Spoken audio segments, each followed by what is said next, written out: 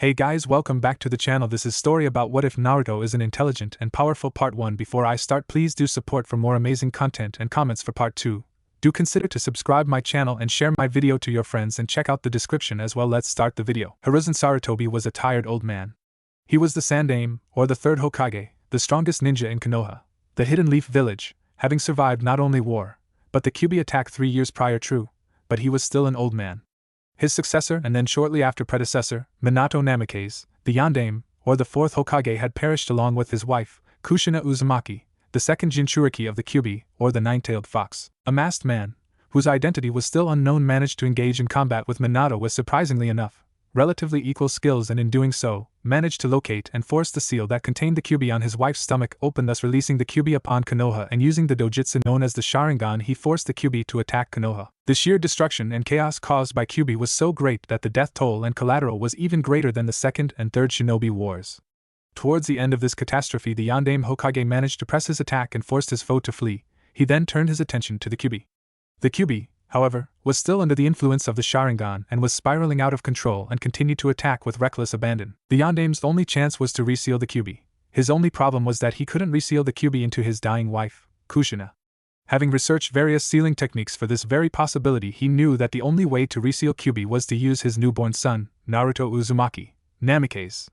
So using a forbidden Uzumaki sealing technique known as the Shiki Fuin, or the Death Reaper's seal, he managed to seal the Kyuubi at the cost of his own soul and life. Hiruzen arrived on the battlefield shortly after the sealing was complete, accompanied by the leader of the Hokage's private ANBU team, Kakashi Hatake, who was the last of Minato Namikaze's genin team, the infamous Team 7, and there they both bore witness to the final words of the great Yondaime, Minato Namikaze. His only dying wish was to see his only son become a hero for holding the Kyuubi at bay, and with his dying breath warned the Sandaime and final student regarding the fact that while the seal was strong, it, like the very first seal of the Kyuubi, needed love to help combat the truly vile chakra that Kyuubi was made of in order to reinforce the seal. The Sandaime and Kakashi both swore that his son Naruto would be cared for and protected, even if it cost them their lives to ensure his protection and safety.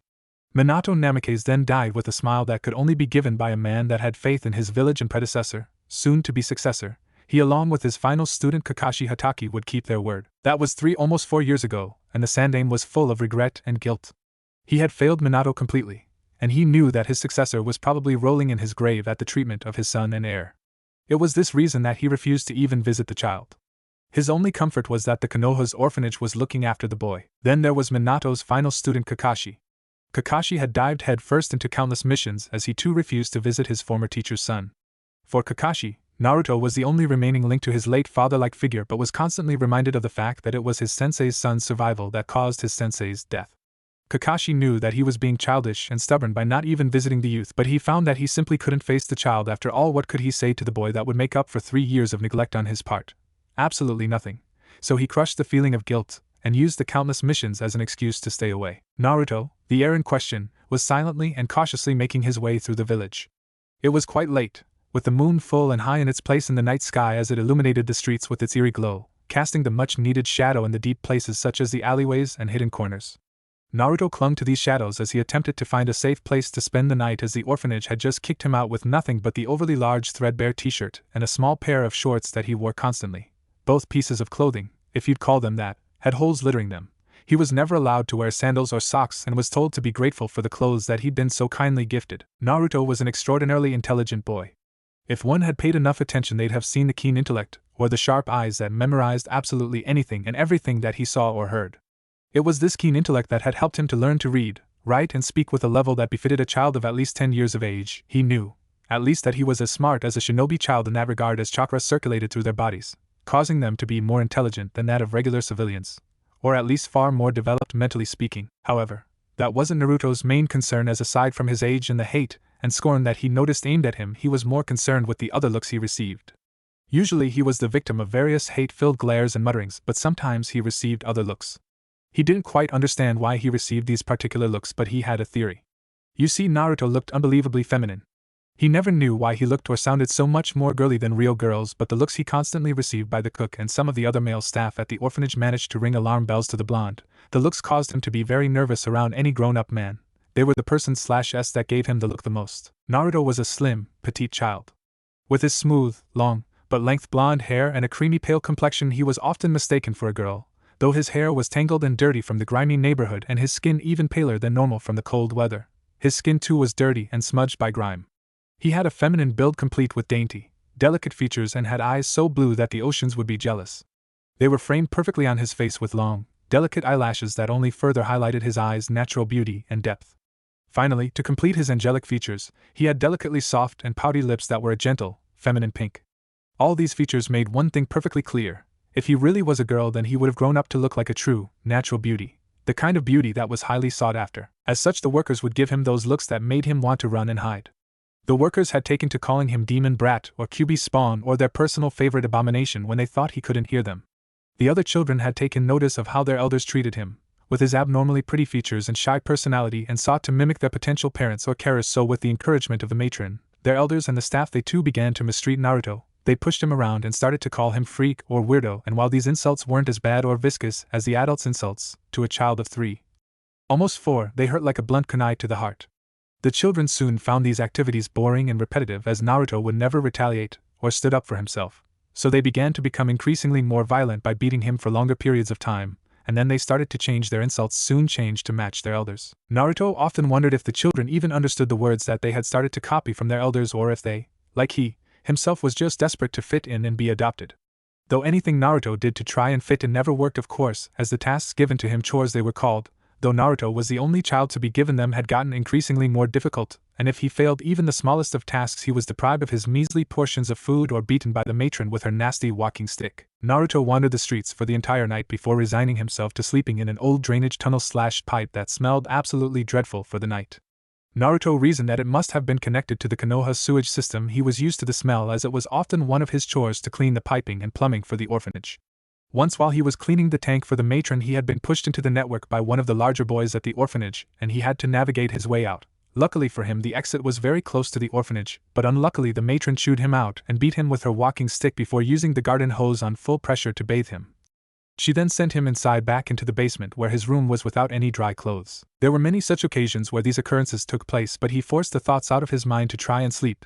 He needed his brain power to search for a more suitable place to sleep for the rest of his life anyway. On his third day after being kicked out, Naruto succeeded in finding a reasonably safe place to sleep.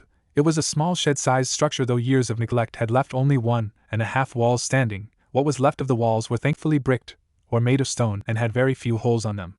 This derelict building, or what was left of it, luckily protected Naruto from the harshly cold wind and damp weather that would slowly get colder as it signified the coming of winter. There Naruto stayed for the next week or so, only venturing out to find food or something to act as a makeshift blanket. He was lucky to find an old curtain that was only half damaged by the weather that he could use as both shelter and for said makeshift blanket. Later Naruto was exceptionally happy to find some small, slightly open tins of what tasted like peas.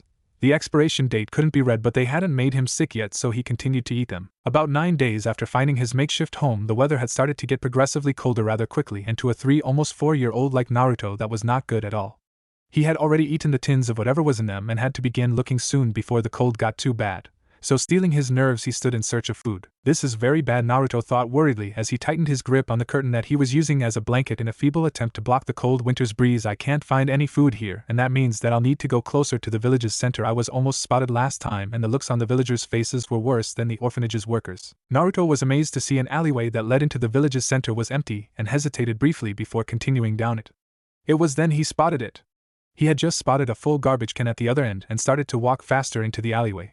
Though he never used this one before, the enticing sight of a possible feast of food hiding within that lone garbage can overrode his usually cautious instincts. It was then that Naruto was startled from his thoughts of food by a sudden banging noise coming from right behind him. Quicker than most would expect from someone of his age, Naruto spun around and nervously faced the cause of the noise whilst retightening his grip on the curtain, hoping dearly that it would shield him from who or what caused the noise. Steeling himself, he raised his gaze, and it was a cat, a female cat to be precise, that was a rich brown in color and had a red bow that sat on her ear. The cat hissed at Naruto for several minutes and slowly circled back and forth, as if sizing up her foe, before she suddenly stopped and simply stared at him intently. Naruto had the strangest feeling, as he felt like he was being examined by a deity rather than a cat, as it looked as though the cat was staring right through him. After a further few minutes of being scrutinized, the cat made an odd grunting noise in the back of her throat before she then trotted over to Naruto and began to rub herself against him, purring all the while, and Naruto just couldn't resist. He gracefully sat behind the garbage can in the shadows of the alleyway that they were in and gestured for the cat to come forward. Naruto had never had a friend before, and he loved animals. The cat wasted no time in practically leaping into the effeminate boy's lap and fell victim to the ministrations of the child as she was petted gently. Naruto paused to bring the curtain-turned blanket around them, making sure to be extra careful so as to not scare the adorable purring mess in his lap. With the combined warmth of the cat in his lap and the blanket around them both, Naruto soon began to grow tired. His eyes began to droop, and less than a few minutes later he was asleep. The brown-furred cat peered up at the sleeping boy from her perch that was still the child's lap, and after a few moments of thought, she shuffled as softly and gently as possible to snuggle deeper into the child as to help keep him warm. Konoha's nights were quite cold this time of the year. She'd heard from her owner that it might even snow this winter season. After snuggling into the child to get comfortable, she too drifted into a slumber. Naruto slowly opened his eyes as he awoke and found himself in a strange place. He seemed to be in a sewer, or at least an old waterway. The walls were old, very old, and seemed to be cracking in some areas while other sections seemed beyond repair. Then there was the water that was everywhere. The water level easily reached his thighs, though there was no current. Strange. Another oddity was that there was no awful smell that usually accompanied the Konoha sewage system, having previous experience in knowing that particular smell. It was dark no matter which way he looked, and it added to the strange emptiness that the location gave. It was this lonely, desolate feeling the place gave off that made him feel horribly sad. He glanced behind him when he was sure he heard a slow breathing sound coming from behind him, so he slowly and cautiously got to his feet, and despite his feeling of unease, he found his feet automatically start walking toward the sound. It seemed that his body was instinctively drawn to the direction where the sound originated, and his mind with each and every step told him that the answers to the questions plaguing his mind would be answered if he only reached the source of the sound. So with his mind made up, he took a deep breath and pushed his nervousness to the back of his mind and picked up the pace before his nerves could come back. After many twists and turns, all of which he effortlessly memorized, he arrived at the source. He was standing in a giant room with bars that separated said room and made it look like a giant animal cage, complete with a lock that only had a single piece of paper that simply had seal written on it. How strange, Naruto thought as he looked deeply into the darkness of the cage. So it seems you've found your way here after all. How peculiar, spoke a feminine voice in a soft and gentle whisper. Who's there and where am I? Naruto questioned with a hint of fear in his voice as he strained to see what was behind the bars of the cage. Naruto was now feeling scared. Was there another person here? He suddenly wished that the room wasn't as dark. He wished that the room had access to a light, like the sun. Yes, like the sun, warm and bright light for a cold, dark room such as this. Imagine his and the voice's surprise when they both felt the warm, gentle embrace of the sun. The appearance of the light illuminated the darkness and gave way to the voice's visage. It was a fox with 9 tails that swayed almost hypnotically behind its body, and what appeared to be human-like hands, which were held up in a non-threatening manner. It took several minutes, but once Naruto's mind caught up with his eyes, it all made sense to him. Like a light bulb suddenly dinging, he just understood. The looks, the whispers, and the hate, he began, it all makes sense. I'm looking right at the Kyuubi, the 9-tailed fox. Naruto's mind became a storm of thoughts and questions, and his inner turmoil was clearly expressed on that pretty face of his. It took him 10 minutes to figure out that the Kyuubi was simply observing him and giving him the needed time to come to his own conclusions. For a creature of hate and rage, it sure is patient and pretty. I like its fur, Naruto thought absently, though his inner animal-loving mind woke halfway through his thought process. Why, thank you, child. Patient is not something I've been called in quite some time, and I'm rather flattered that you like my fur. It is pretty, isn't it? Though don't mistake my silence as patience. I was merely interested as to how you're here when it is not only too early to be acquainted with each other, but I also did not summon you to this plane, said the Kyuubi as it continued to stare at the child in front of its cage. The Kyuubi raised itself to its full height, and then spoke once more. All things considered, though, it is not an unwelcome visit. It is terribly lonely down here. As Naruto gazed around the giant room, his confusion was evident, so the Kyuubi continued. We are in your mind, child, a place where your subconscious meets mine.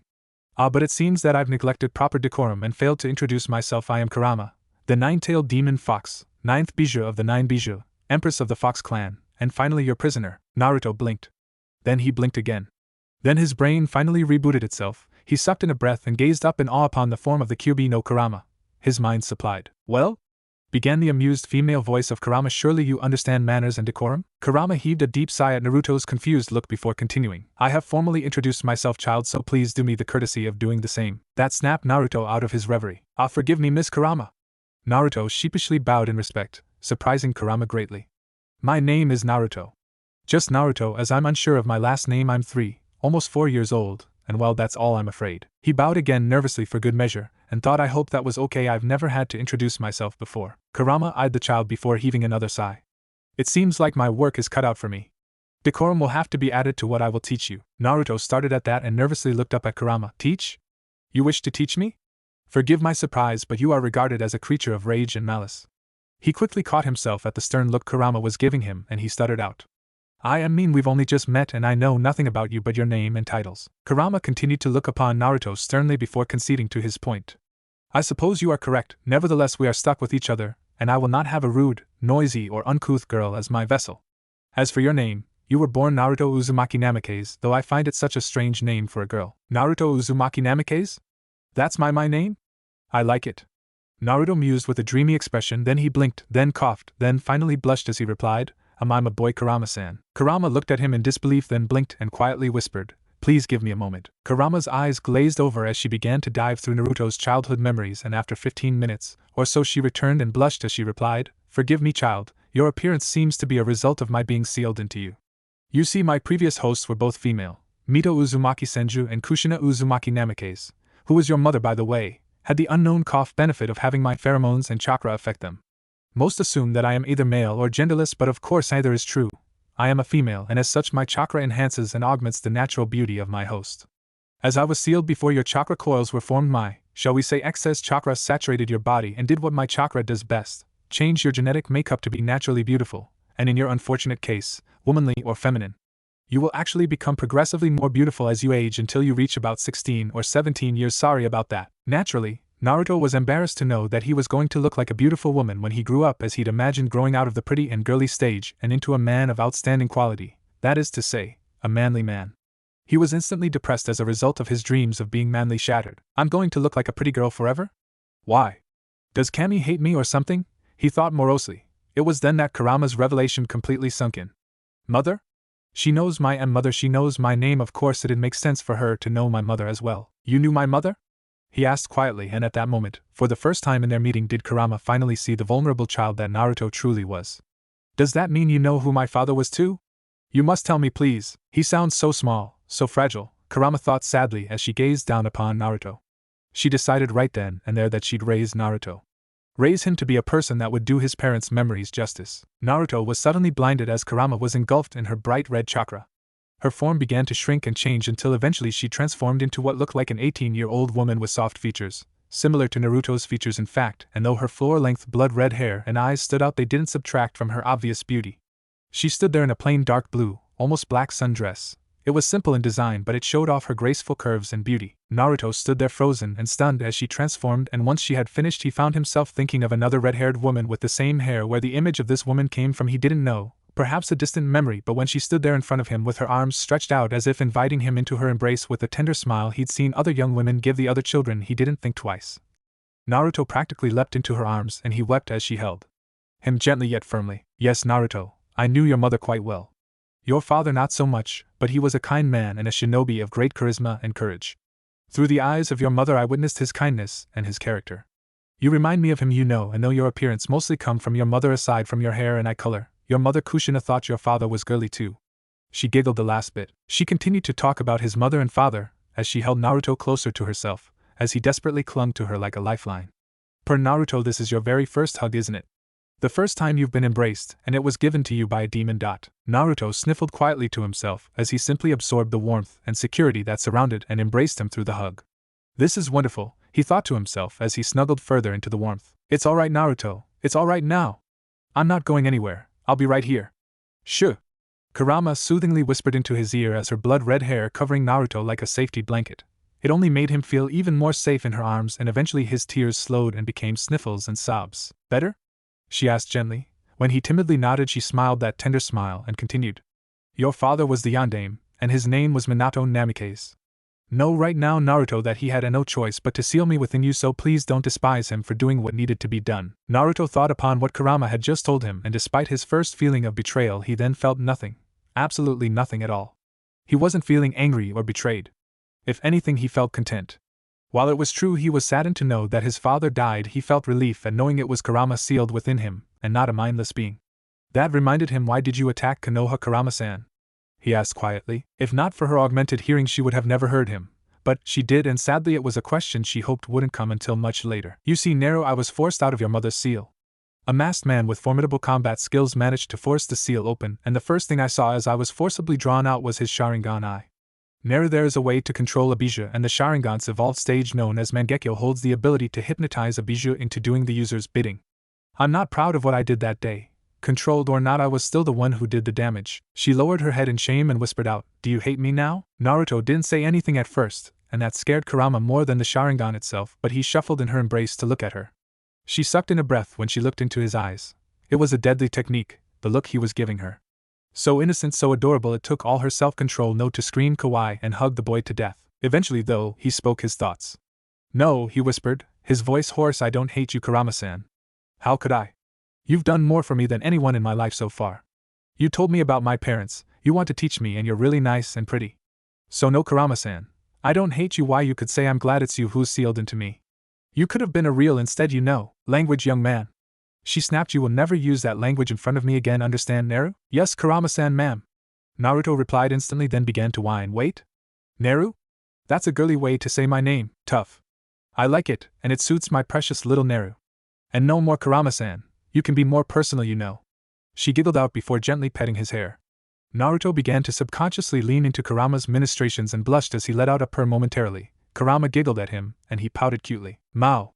Kurama-chan, please don't laugh at me," Naruto whispered pathetically as he tilted his head and looked up at her with a cute little pout. He reminded her of a baby fox from her clan, and this time she couldn't hold back the urge. "Kawaii!" she exclaimed loudly, burying his face in her ample chest. She rubbed her face against the top of his head. After holding on to him a little while longer, she gently released him. "It's time to wake up now, Naru," Kurama whispered tenderly. Then, at seeing the look on his face, continued, "I'll be with you always, Naru. I'll open a mind link so that we can talk. It's so I can train you as well." Naruto tilted his head in thought, and then finally asked, "Can you teach me to be a shinobi as well, Kurama-chan?" She smiled at him, then kissed his forehead. An action Naruto decided that he liked. She nodded her head to him in agreement, and shooed him off with a final hug and kiss to the forehead. "My little Naru.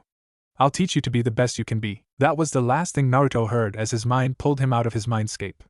His body shivered though, as that last bit was laced with a sadistic tone that made him very nervous. Naruto drowsily opened his eyes, but he instantly winced at the harsh light that had crept up on him during his lovely meeting with Kurama, and he pulled the curtain up to let his eyes focus themselves. "I thought it was lovely too, Naru-chan," he heard in his head. Naruto whipped his head around the alley searching for the source, hoping deep within that she existed outside his mind. "Oh my dear, sweet Naru-chan. I may not be with you physically, but I will always be with you wherever you go," the soft, delicate voice of Kurama whispered to him, comforting him instantly. "Just think of what you wish to say to me and I'll be able to hear you, little one." "Mao. Kurama-chan, I'm not that little," Naruto thought petulantly. "I'll be big and strong when I grow up."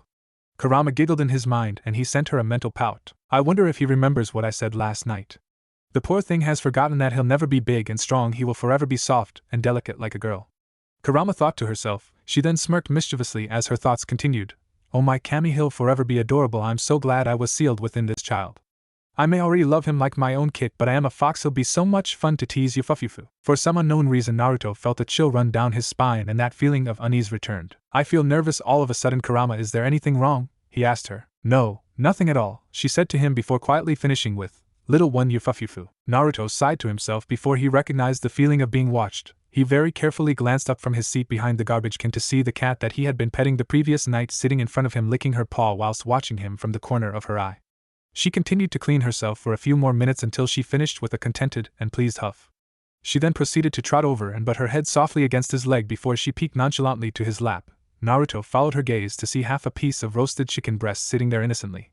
The piece of roasted chicken was cold, very cold, but it was food, and Naruto's stomach rumbled its displeasure of being empty. "Did you bring me this to eat, Kitty-chan?" Naruto asked quietly. "What about you?" The cat actually seemed to understand Naruto, which in itself was odd, but he wasn't going to turn down the offered food. He had gotten rather used to old and cold food after all, and the fact that it was most likely from the nearby garbage can never even faze the blonde with dirty and tangled hair. The cat mewed at Naruto, and he found himself shocked to be able to understand the cat's mewling as if it was speaking the human tongue. "Kurama-chan? Am I going crazy?" he hesitantly asked. "The cat said that she's already eaten and I understood her." "No, Naru-chan. You're not going crazy. As my host, you will find you'll be able to understand most animals. Perks of being unofficially affiliated with the Fox clan," Kurama replied. "You'll find that understanding animals like felines or canines far better, though it'll take practice, but you'll soon be able to communicate with all creatures just as I can, little one." "Oh," Naruto answered dumbly, as he was already dreamily imagining the things he could learn just from the various animals that were in and around Konoha. Though he was snapped out of his reverie by the brown-furred cat, she must have gotten impatient as she decided to claw his big toe that had become visible from under the cover of the curtain. "Ouch," Naruto squeaked. "I'm sorry, Kitty-chan, I didn't mean to ignore you." The cat huffed, and mewed at him once more. Tora? Your name is Tora? He gently asked the cat. The cat Tora seemed to startle and stare at Naruto further before nodding very slowly, unsure as to whether or not the pretty and nice human child could actually understand her. Tora mewed. Nope, you're not crazy, Tora-chan, I really do understand what you're saying. Really, I'm serious. Naruto answered cheerfully before pitifully whining out a hey, stop looking at me like that, Tora-chan. Wow, that was a mean thing to say, Tora-chan. Naruto pouted as he crossed his arms. Naruto gasped, then blushed, then timidly whispered, why you said a bad word, Tora-chan. Kurama-chan says using that kind of language is bad. Tora stared flatly at Naruto for a few minutes, then huffed. Oh? Then you're forgiven, Tora-chan. Naruto chirped brightly. Tora sighed and then finally gestured once more to the chicken, and Naruto got the message, eat now. So Naruto ate. His eyes suddenly widened and sparkled gloriously. This is amazing, Databao. He winced as he received a sudden pain in his head. Naruto-chan, Kurama begun menacingly. That verbal tick must go. A lady must always speak clearly, for you are not a barbarian. Kurama-chan. I'm a boy, remember. Naruto replied in a whine with an eye twitch. It matters not, she huffed, you must speak clearly from now on, and here's your first lesson as a shinobi. Use everything at your disposal to your own benefit. Your feminine appearance is a plus to you. Both men and women will be enamored by your beauty, so regardless of whether or not you look like a girl, you must learn to act as a girl. Being underestimated is a useful tool, Naruto-chan, do you understand? I get it, so if I act like a girl, then other shinobi or kunoichi will underestimate me and be in for a nasty shock later when they find out that I'm really a boy.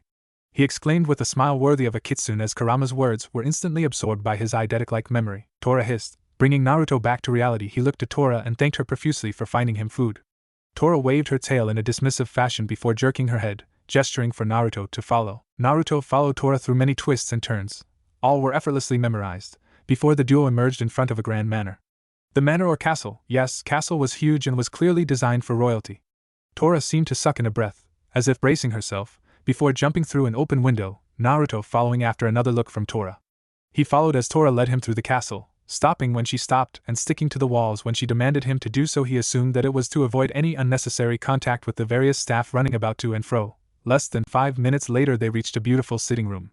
Naruto, despite his usually overcautious nature, failed to realize, though, that the room had 2 people already enjoying the warm sun that the room was naturally gifted with.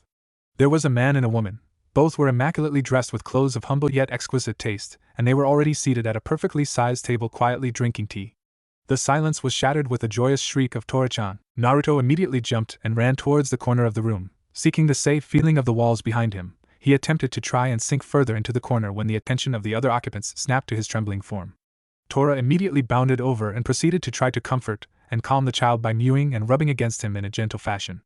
The 2 occupants shared a look before the woman slowly stepped forward, as not to further startle the absolutely filthy child. Madame Kaoru Shinji, the fire daimyo's wife, was enjoying a peaceful morning as she was currently enjoying tea and biscuits with her husband. Her only concern, though, was that her dearest Tora-chan had fled the castle last night for some reason that she couldn't fathom. They were enjoying a lovely cuddle, smother, but Tora had managed to wriggle free and fled out the window and didn't come back that night. She'd asked the servants to keep an eye out, and here was her Tora, trotting into the room followed by a pretty little child that was covered in dirt and grime. Her first instinct was to run and comfort the dirty child, but after witnessing both the child's extreme reaction to her joy and Tora's interaction with the filthy child, she had immediately stopped. Madame Kaoru Shinji was a rather plump woman of 35 years of age. She was dressed in the latest coat available on the market to cover her plumpness, and she always made sure there was a hood so that if she wore it, it wouldn't mess up her hairstyle. She had dark brown hair that, while it was down now, was usually meticulously styled into a bun. Her usual makeup already done, consisted of eyeshadow of a most interesting shade of pale purple, and she wore a common yet expensive pink lipstick. Her husband, the fire daimyo, by comparison looked much different. The fire daimyo, a man named Masahiko Shinji, a man of 38 years, was a thin man compared to his wife, and the other nobles often chuckled at the difference. He too often found himself sharing a laugh or two with his, still to his eyes, beautiful wife in regards to their different sizes. The daimyo had dark gray, almost black round eyes. They were eyes common to the land of fire, and as such he'd inherited the common yet distinguished trait, and he possessed dark brown, almost black-colored shoulder-length hair that had minute traces of gray along the sides of his head. He generally wore his tailor-made kimono that was made in the finest yet hardy of silks, as unlike other daimyos he didn't care much for the flimsy kimonos and robes worn by them, especially since they weren't reliable if he had to get his hands dirty. The courts actually highly respected his intellectual prowess, and that combined with his "I don't mind getting my hands dirty" approach often provided him with the upper hand whenever the other daimyos convened to discuss trade and peace. Being the single most influential and not to mention the richest person in all of the land of fire, he had the first and last say in the land of fire. In other words, his word was law, and as such, even the Hokage was powerless against his commands. That being said, Konoha, the village hidden in the leaf, served his country, his court, and most importantly his family. Family, that was something that hit him hard every time he thought upon the subject, as while he and his wife were very much in love, she was infertile. Kaoru Shinji was unable to have children, and he as Fire Daimyo must produce or name an heir by the time of his, hopefully long life ended. They both tried many times and many options before Kaoru offered a suggestion: take a second wife. So after trying a little more, he took his beloved wife's advice and eventually took a concubine as a second bride. That way he was still legally able to have an heir ascend to the throne upon his death. The concubine that he had chosen and courted accordingly was named Yuki. Yuki was an exceptionally beautiful woman of about 30 years and had long flowing white hair. She had a delicate porcelain-like complexion and beautiful amethyst-colored eyes. Yuki possessed a sweet, kind disposition that caused her to fit right in with the daimyo's family. Even Madame Shinji was not disgusted with her presence. In fact, Madame Shinji often discussed politics with her and made it her personal duty to spend a lovely meal or drink tea with her as often as could be spared. Yuki, however, harbored a deep and dark secret. It was not a secret that was unknown to the daimyo's family, of course, but it was a secret that was kept from the rest of the shinobi world. For you see, her white hair and delicate features were a result of her heritage, but her heritage they were hiding was that she part of the extinct Kagaya clan, and though she had never awakened the Kagaya clan's infamous Kekkai Genkai or bloodline limit known as the Shikatsumiyaku or Dead Bone Pulse, she was still considered dangerous by the other countries that made up the elemental nations. The Fire Daimyo Masahiko and his wife Kaoru, however, didn't care though, and made sure they told her so daily so that she truly felt at home and at peace with them, and happy and at peace was exactly what she felt every day. Snapping out of her reverie, Kaoru shared a look with her husband as she slowly moved forward towards Naruto, as if approaching a cornered animal. Kaoru made no sudden movements and slowly held her hand out to the frightened child and gestured for said child to come forward, all the while she was smiling gently. Naruto regarded her cautiously for a moment before seeing her smile at him. It was like Kurama-chan's smile, and he liked that smile. So Naruto slowly unwound himself from the tight ball he had been curled up in and timidly took her hand. Madame Shinji smiled serenely at him and pulled him gently to his feet. "There now, child, we won't hurt you." She spoke softly, still not wanting to scare the pretty child. She began coaxing him out further with a biscuit from the tea she was sharing with her husband in the silence before, and Naruto cautiously took the biscuit and with growing courage finally spoke. "Pardon me, ma'am? What is this? Is it food?" His voice was quiet, gentle and feminine, and rang with a tinkling sound that mesmerized Kaoru and her husband. The child's face looked so hopeful at the last part of the question. Hadn't this child ever had a biscuit before?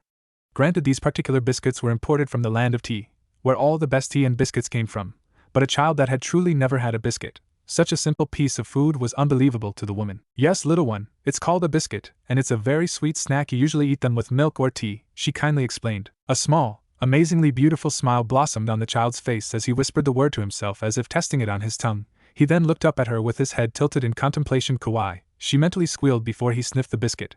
He paused and seemed to be preparing himself to eat it, treating the biscuit as if it could be poisoned. What a life this child must have lived, she thought sadly as her mind was racing with questions. "Go on, Naruto-chan," he heard Kurama gently say in his mind. "I sense no negative intentions from the two people here or the other woman behind you." Naruto sniffed it once more before nibbling the end of the biscuit carefully. His eyes widened and sparkled like precious gems, and he again captivated the room with his smile. Naruto then began nibbling more fervently, thinking that it must be priceless or expensive food that was clearly only fit for royalty, and in the back of his mind Kurama shed a tear and mentally cursed the villagers. In the real world, the now 3 occupants in the room had a feeling of dread settle in the pits of their stomachs as they watched the child nibble and savor the biscuit as if it would disappear. This precious child was clearly an orphan, but the Fire Daimyo and Madame Shinji had personally donated sweets, biscuits, and the like every week. So either the child had never lived in the orphanage, which was impossible as Hai no Kuni or the Land of Fire had the lowest homeless rate in the elemental nations, so low in fact that it was practically non-existent, or there was something clearly wrong with this picture. The Fire Daimyo was inclined to believe the latter of the options, and that concerned him.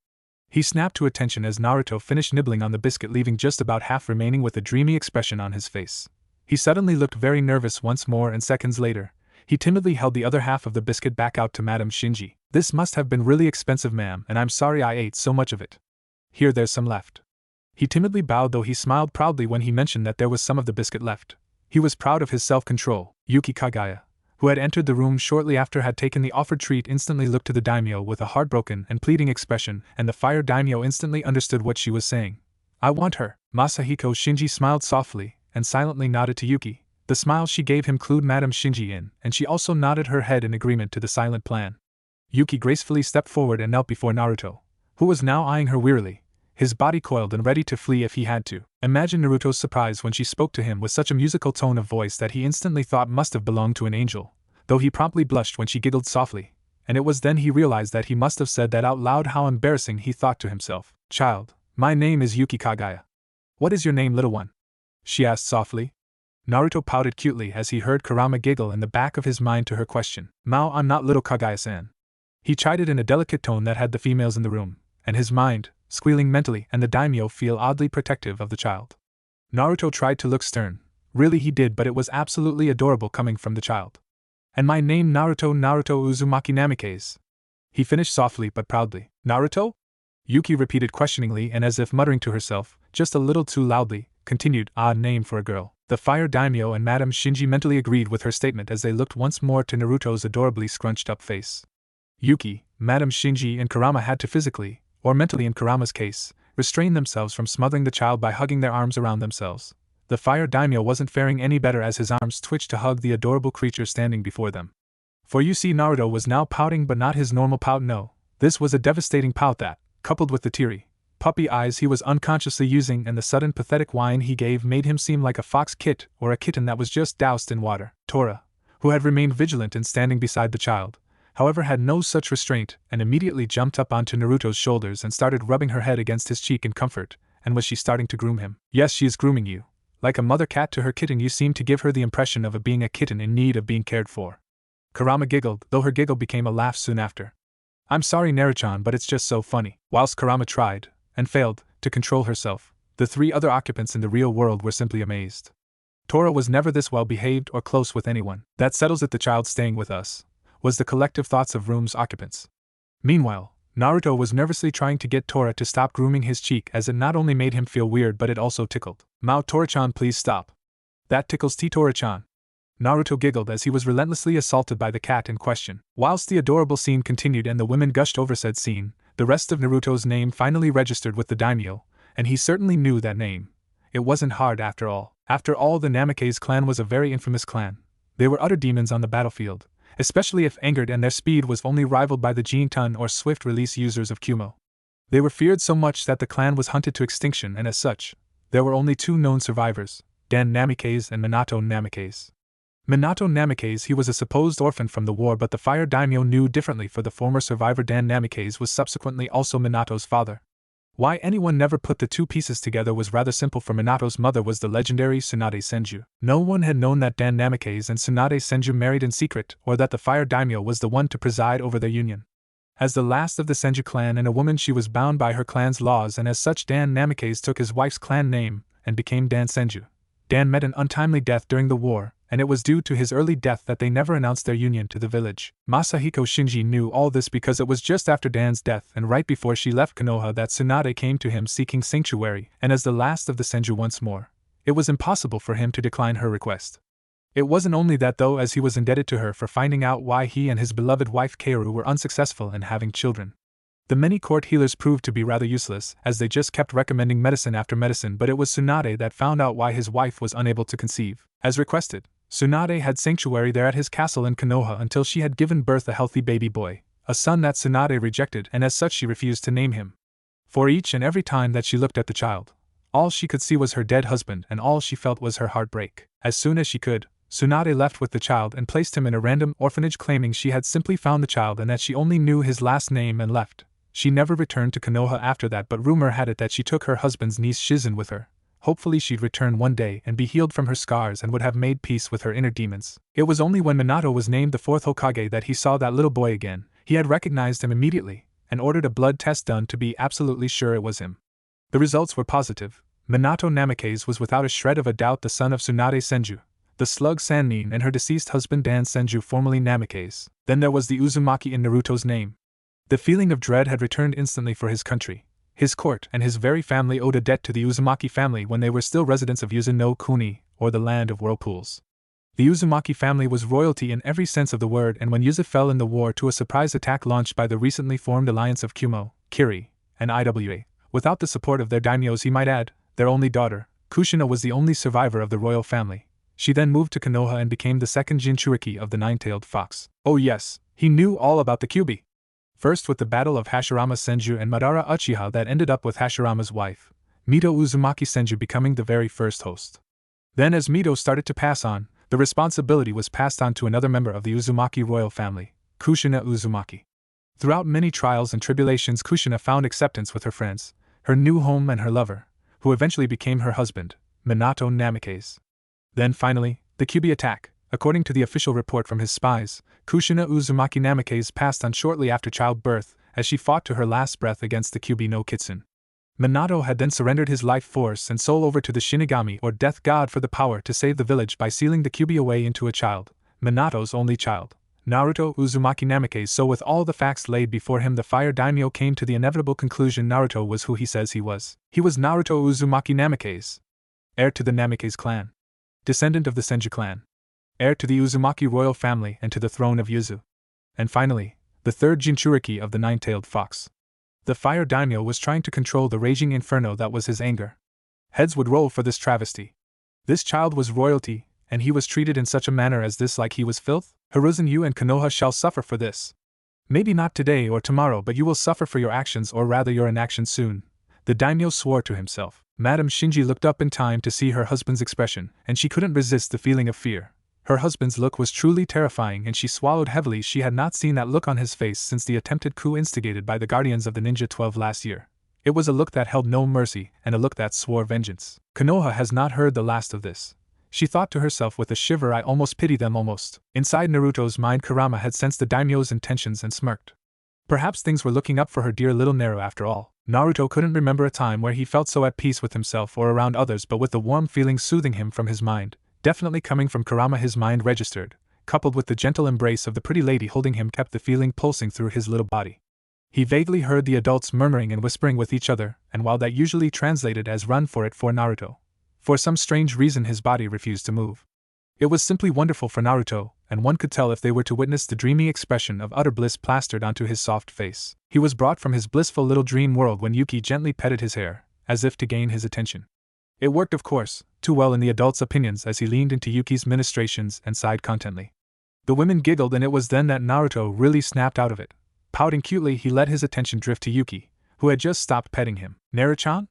You must be hungry, and you certainly need a bath. So how about we get you cleaned up and into some fresh, clean clothes? We'll then go get you some food, okay? Yuki said in her musical tone. Kurama-chan? Why does everyone that's nice to me insist on calling me Naru? Or little one? Naruto whined to his weight. What was the right term of endearment for Kurama? Certainly not prisoner tenant, perhaps? No, that wasn't right either. She's nice, like what I pictured a mum to be like, and her hugs are really soft and nice. Here his nose crinkled adorably, but doesn't look like the other mums I've seen. I feel close to her though, like family. Kurama-chan? Can I please call you big sister? He finished with a mental version of his radiant smile. Kurama was still wondering how the Fire Daimyo was going to avenge her dear Naru-chan while unconsciously sending wave after wave of soothing chakra to hug her little one when her thoughts were interrupted by Naruto's questions and his own thoughts reached her. She blinked and her eyes began to mist over, but it was the smile that caused the tears to flow and affect her most. Yes. Of course you can, Naru-chan, Kurama cried, tears of happiness still flowing. Of course you can call me big sister. No, even better. You can call me Kurane and I'll simply call you Naru. She trailed off, about to go into her own world, when Naruto interrupted her. Kurane? Are you okay? You went silent for a little while, Kurane? Oh. Naruto must have thought something bad happened. His mental face was expressing his worry. Kawaii. She thought I'm fine, Naru. Just happy. She trailed off in the end with a slight drop of blood leaving her nose as she went into a mini coma of bliss, her thoughts running off on their own. Yufa. My little Naru is so sweet. Nah? Kurane, my question?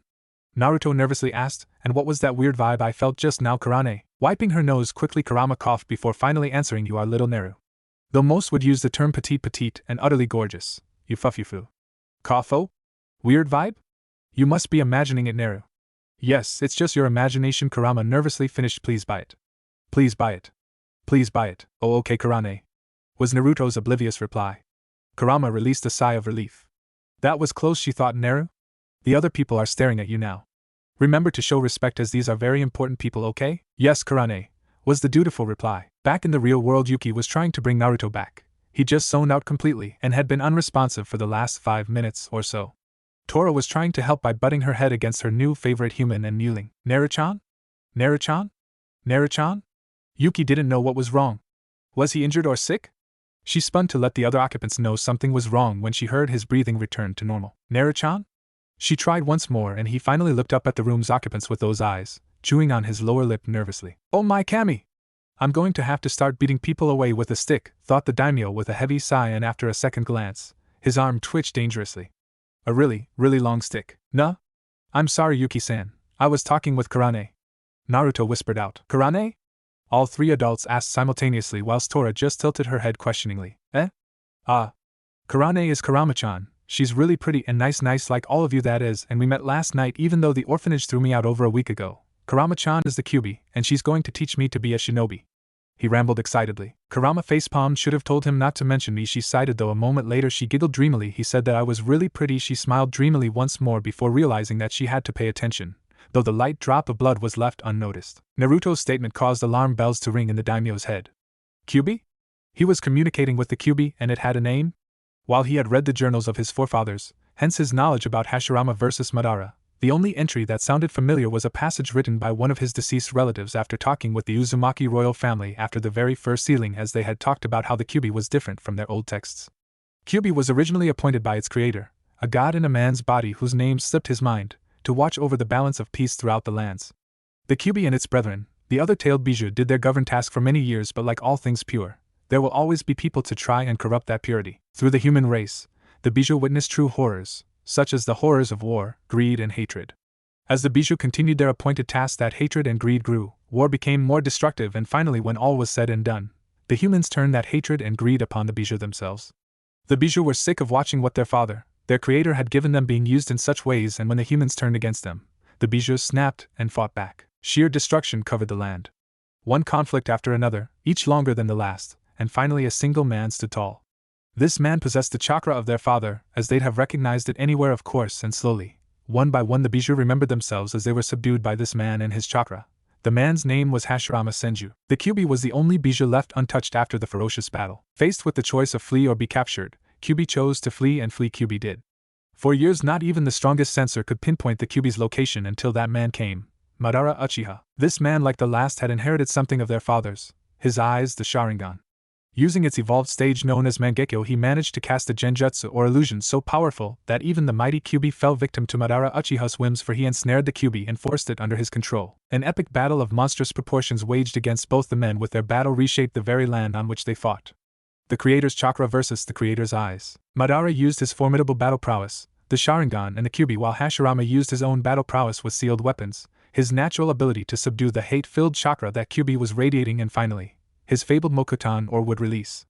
In the end, according to history anyway, the creator's chakra won. Hashirama Senju defeated Madara Uchiha in mortal combat, and with the help of his wife Mito Uzumaki Senju, they sealed the Kyuubi away within her body. Shortly after this epic battle, Hashirama Senju as Shodaime, or the first Hokage, gifted the Bijou as a notion to peace between the elemental nations. Sadly, said peace didn't last, and something that should have never been forgotten was forgotten. The Bijou became monsters of man's own design, much like the Jinchuriki in the various hidden villages. Jinchuriki literally translated as the power of human sacrifice, and were the sacrificial vessels in which the various hidden villages sealed the Bijou into, and as such, Jinchuriki were hated and scorned. Jinchuriki were treated as tools of war, and tools that weren't very well looked after. Jinchuriki tended to be ignored or abused by the very villages that they were supposed to protect. Looking at Naruto was a perfect example. Dirty rags that shouldn't even be used as clothes, no sandals or socks, and he certainly looked well beyond malnourished and bordering on deathly thin, even though it made him look even daintier and more fragile, and therefore prettier. Then a thought hit the daimyo. If Naruto was this pretty, then had anyone tried doing things to him? He growled in his throat and swallowed his anger to the best of his abilities. It wouldn't do any good to have Naruto scared of him. He chanced that look at Naruto to see if he'd scared him, and choked on his breath. It was that doused kitten look again. He heard the women shuffle closer to Naruto, and his arm twitched once more. Control, you are in control. He chanted to himself mentally like a mantra over and over again.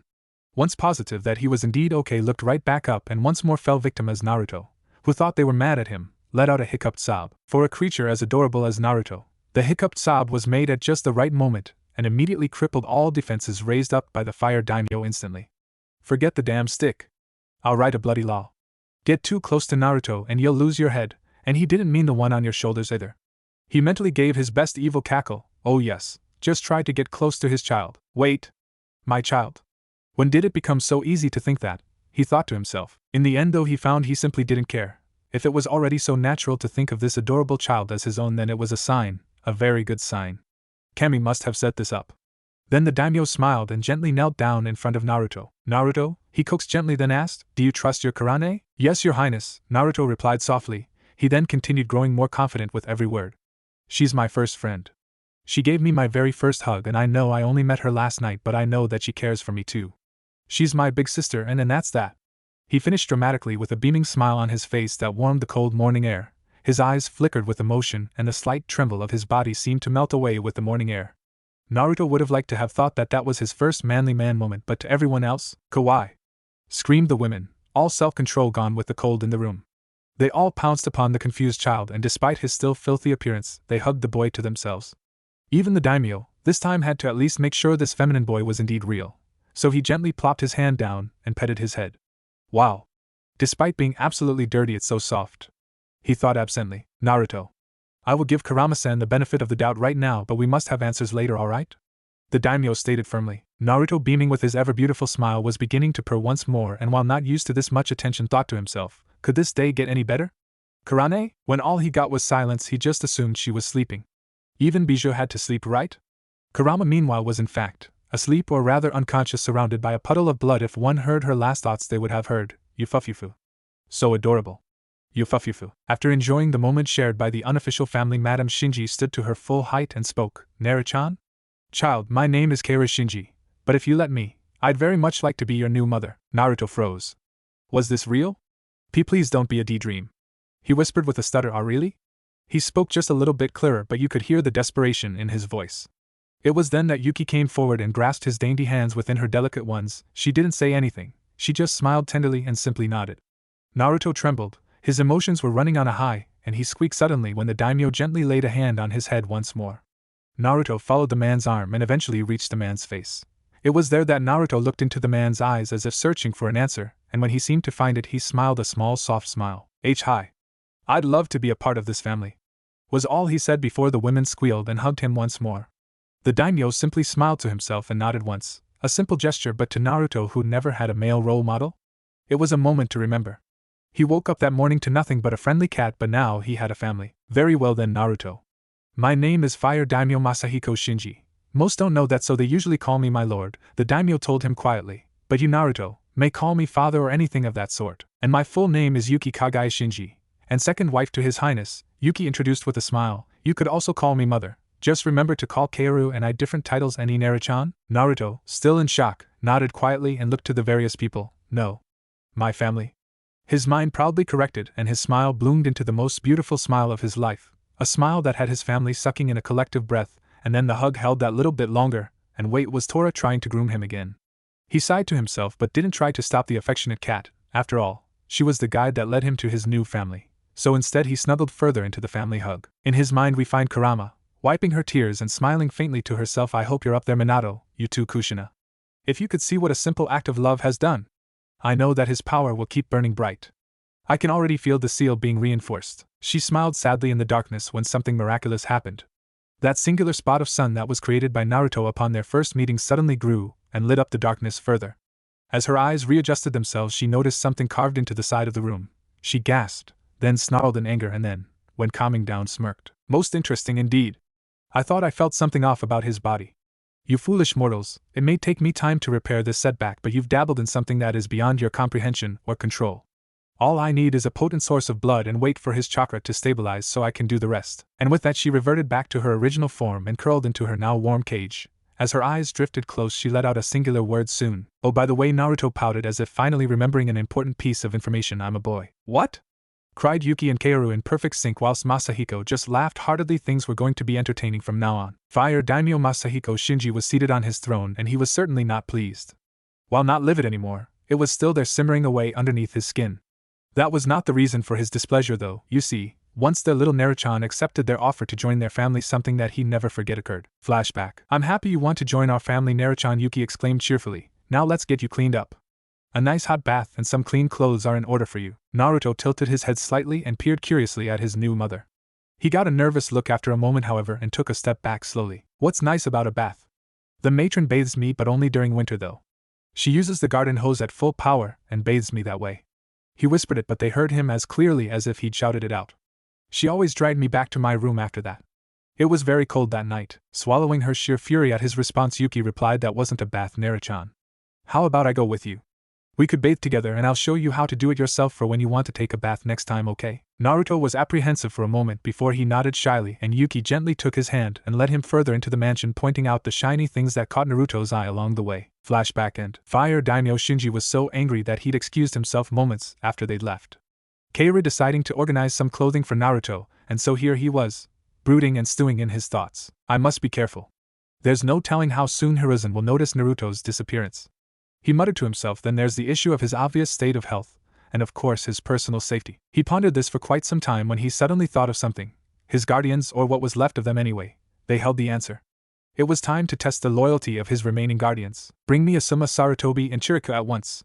He shouted to the seemingly empty room, and seconds later, a shadow dropped to the ground in a low bow and disappeared as quickly as it had appeared. Moments later, two men entered the throne room of the daimyo. They quickly made their way to his throne and, taking a knee, bowed to him.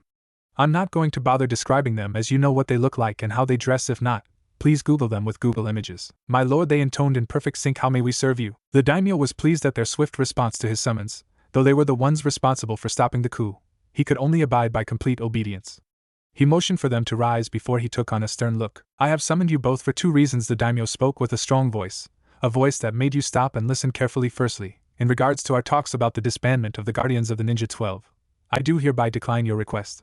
I'm truly sorry, my friends, but recent events do not sit well with me, and I'll need you both in the capital. My family will be moving back there within the month, and I suspect there might be problems, particularly from Konoha. Both ninja tensed. When the daimyo had such a feeling and told them of said feeling, it usually meant trouble. Chiriku responded first. My lord, surely there must be another way to protect you and still disband the guardians. There's only Asuma and I now remaining anyway. Perhaps the ANBU force? No. Konoha is to whom I suspect there will be trouble from. The daimyo spoke sharply, though he pondered Chiriku's answer deeply before glancing towards Asuma. And your answer, Asuma? He questioned. Honestly? My time here has been both good and bad. I admit that while I miss Konoha deeply, I could not in good conscience leave you and your family unprotected. I am loyal to you first and Konoha second, my lord. Asuma responded confidently, and with conviction. Chiriku's face softened and a smile appeared. Masahiko stared both men down whilst Asuma was speaking, and by the time Asuma had finished his declaration, a smile had appeared on Masahiko's face. A very good answer, Asuma. That's exactly what I wanted you to hear. For the guardians are loyal and serve me and the ANB report to the Hokage. He responded thoughtfully. Asuma and Chiriku both raised a brow at the daimyo but didn't comment, as they were starting to get the feeling that there was more to this conversation than their lord was telling them, and while they understood his concerns, they soon began to ponder what the fire daimyo was considering, especially in regards to Konoha or their futures as guardians. I wish for you to begin looking for replacements for the positions of the guardians at once. Masahiko ordered with authority. Chiriku, you shall begin this task with haste, but Asuma, stay for a moment. Chiriku bowed and disappeared swiftly to begin his task while Asuma obeyed the command and stayed. All the while Asuma couldn't help but feel nervous. Was there something wrong? After a tense few minutes, the daimyo let out a sigh and clasped his hands together. He eyed Asuma intently, and could see the man sweating. An impressive declaration, Asuma, but I need to know right here and now. Masahiko spoke firmly, and with a deeper edge he continued. Where does your loyalty lie? To your daimyo? Your clan? A second of silence. Your Hokage? Answer me now, Asuma Sarutobi. On your very honor, answer me correctly. He boomed the last bit, and it echoed through the room. Asuma swallowed hard before he took in a much-needed deep breath. Why was the fire daimyo questioning his loyalty now, especially after everything they'd been through? Asuma opened his mouth to respond but found himself closing it a second later. My father never really cared for me, only his position as Hokage, and Konoha certainly didn't feel like a home to me. Apart from Kurenai, there's nothing to tempt me back to that filthy hellhole of a village. I serve you, my lord, and I swore my loyalty and honor only to you, my lord daimyo. Masahiko's stare drilled into Asuma's eyes, searching for something Asuma wasn't quite sure of, but after what felt like a lifetime, the daimyo spoke once more. Good, Asuma. Very good. Your loyalty has been tested and you've proven yourself, so I have a new assignment for you. Whilst Chiriku guards me and searches for recruits, you are to guard my new son. The seriousness never left the daimyo's face, and Asuma just knew that this was something he couldn't screw up. Wait a moment, son. Yuki wasn't pregnant, was she? Forgive me, but I don't understand, my lord. I wasn't aware that you had a son. Asuma spoke his words carefully, as he was still on edge after the previous conversation. Masahiko found himself smiling softly in reflection of his new child, and Asuma found himself gawking. The fire daimyo had never smiled so freely in such a manner to anyone, that was unless he wasn't in the company of either of his wives. Yes, Asuma. My wives and I have adopted a small child, and at the moment his identity is to remain a secret from even your father, the Hokage. Do I make myself clear? The daimyo stated firmly with a look that radiated authority. Of course, my lord. Asuma gulped his reply. Good, my new son is currently being bathed, but you will be introduced soon enough. But my questions of your loyalty comes down to this moment. There was a steely edge to his voice. My new son's name is Naruto Uzumaki Namikaze. He is the son of Minato Namikaze and Kushina Uzumaki Namikaze. The statement echoed through the room, and Asuma couldn't stop his loud gasp. But my lord, isn't he Konoha's Jinchuriki? His question was met with a stern gaze and a threatening tone. Be careful of what you say next, Asuma. Asuma shivered. That look was the same look that he possessed when he had the other guardians executed without mercy for their treason and attempted coup d'état. I have no problems with the child, so even if you hadn't adopted him, I would aid him if he were in danger. I swear it on my oath and loyalty to you. Asuma replied honestly. Very well, he will be here soon. Do not be shocked by his appearance. The fire daimyo told him, mirth swimming in his eyes, and Asuma found himself raising an eyebrow. What could be so funny about his appearance? Was he deformed? Soon after leaving the outer tea room, Yuki along with Naruto and Kaoru headed down the warmly colored hallway towards the bathroom. The walls in the hallway were a simple but soothing pale blue color, and along with the smoothly polished wooden floor, it gave off the feeling of floating in a sky of blue. Naruto was rather enamored by the simplistic decorations, and the young boy constantly shifted his attention to various decorations and paintings in an attempt to memorize everything that he could in case it was a dream. It had both Yuki and Kaoru frowning sadly. Yuki, I shall go and find some clean clothing for Naruto. Madam Shinji finally spoke, breaking the otherwise silent journey. If you could please bathe him. I shall return soon. Yuki nodded and turned to the curious but slightly fearful gaze of Naruto. You have nothing to fear, Naruto. Yuki spoke calmly to him. I'll be there with you and show you how to bathe correctly, okay? Naruto's gaze turned cautious, but he still nodded his head in acceptance. Again, Yuki smiled tenderly at Naruto, and he found himself smiling shyly back. He really liked Yuki's smile. It made him feel warm and loved. Yuki and Naruto turned around a corner, and Yuki gently led him into the closest room on his right. Naruto scrunched his eyes shut as the moment the two entered, warm steam hit his face. Not used to the warmth of the steam, Naruto flinched briefly and quickly latched onto Yuki's kimono. Yuki noticed, and her eyes began to mist over. It was being made abundantly clear that her new son had never had a real bath before, and if his reaction to steam was this bad, then he must have suffered hot steam constantly in a negative way.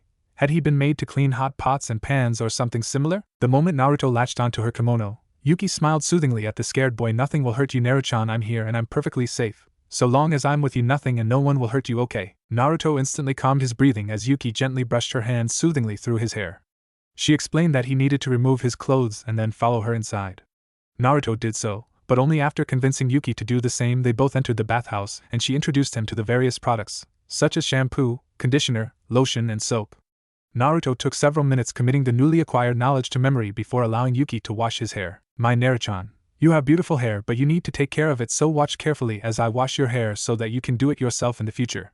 Yuki spoke calmly to not startle the already tense child further. She remained patient before getting an idea. Yuki began to hum quietly to soothe him, and after 10 minutes he started to relax completely.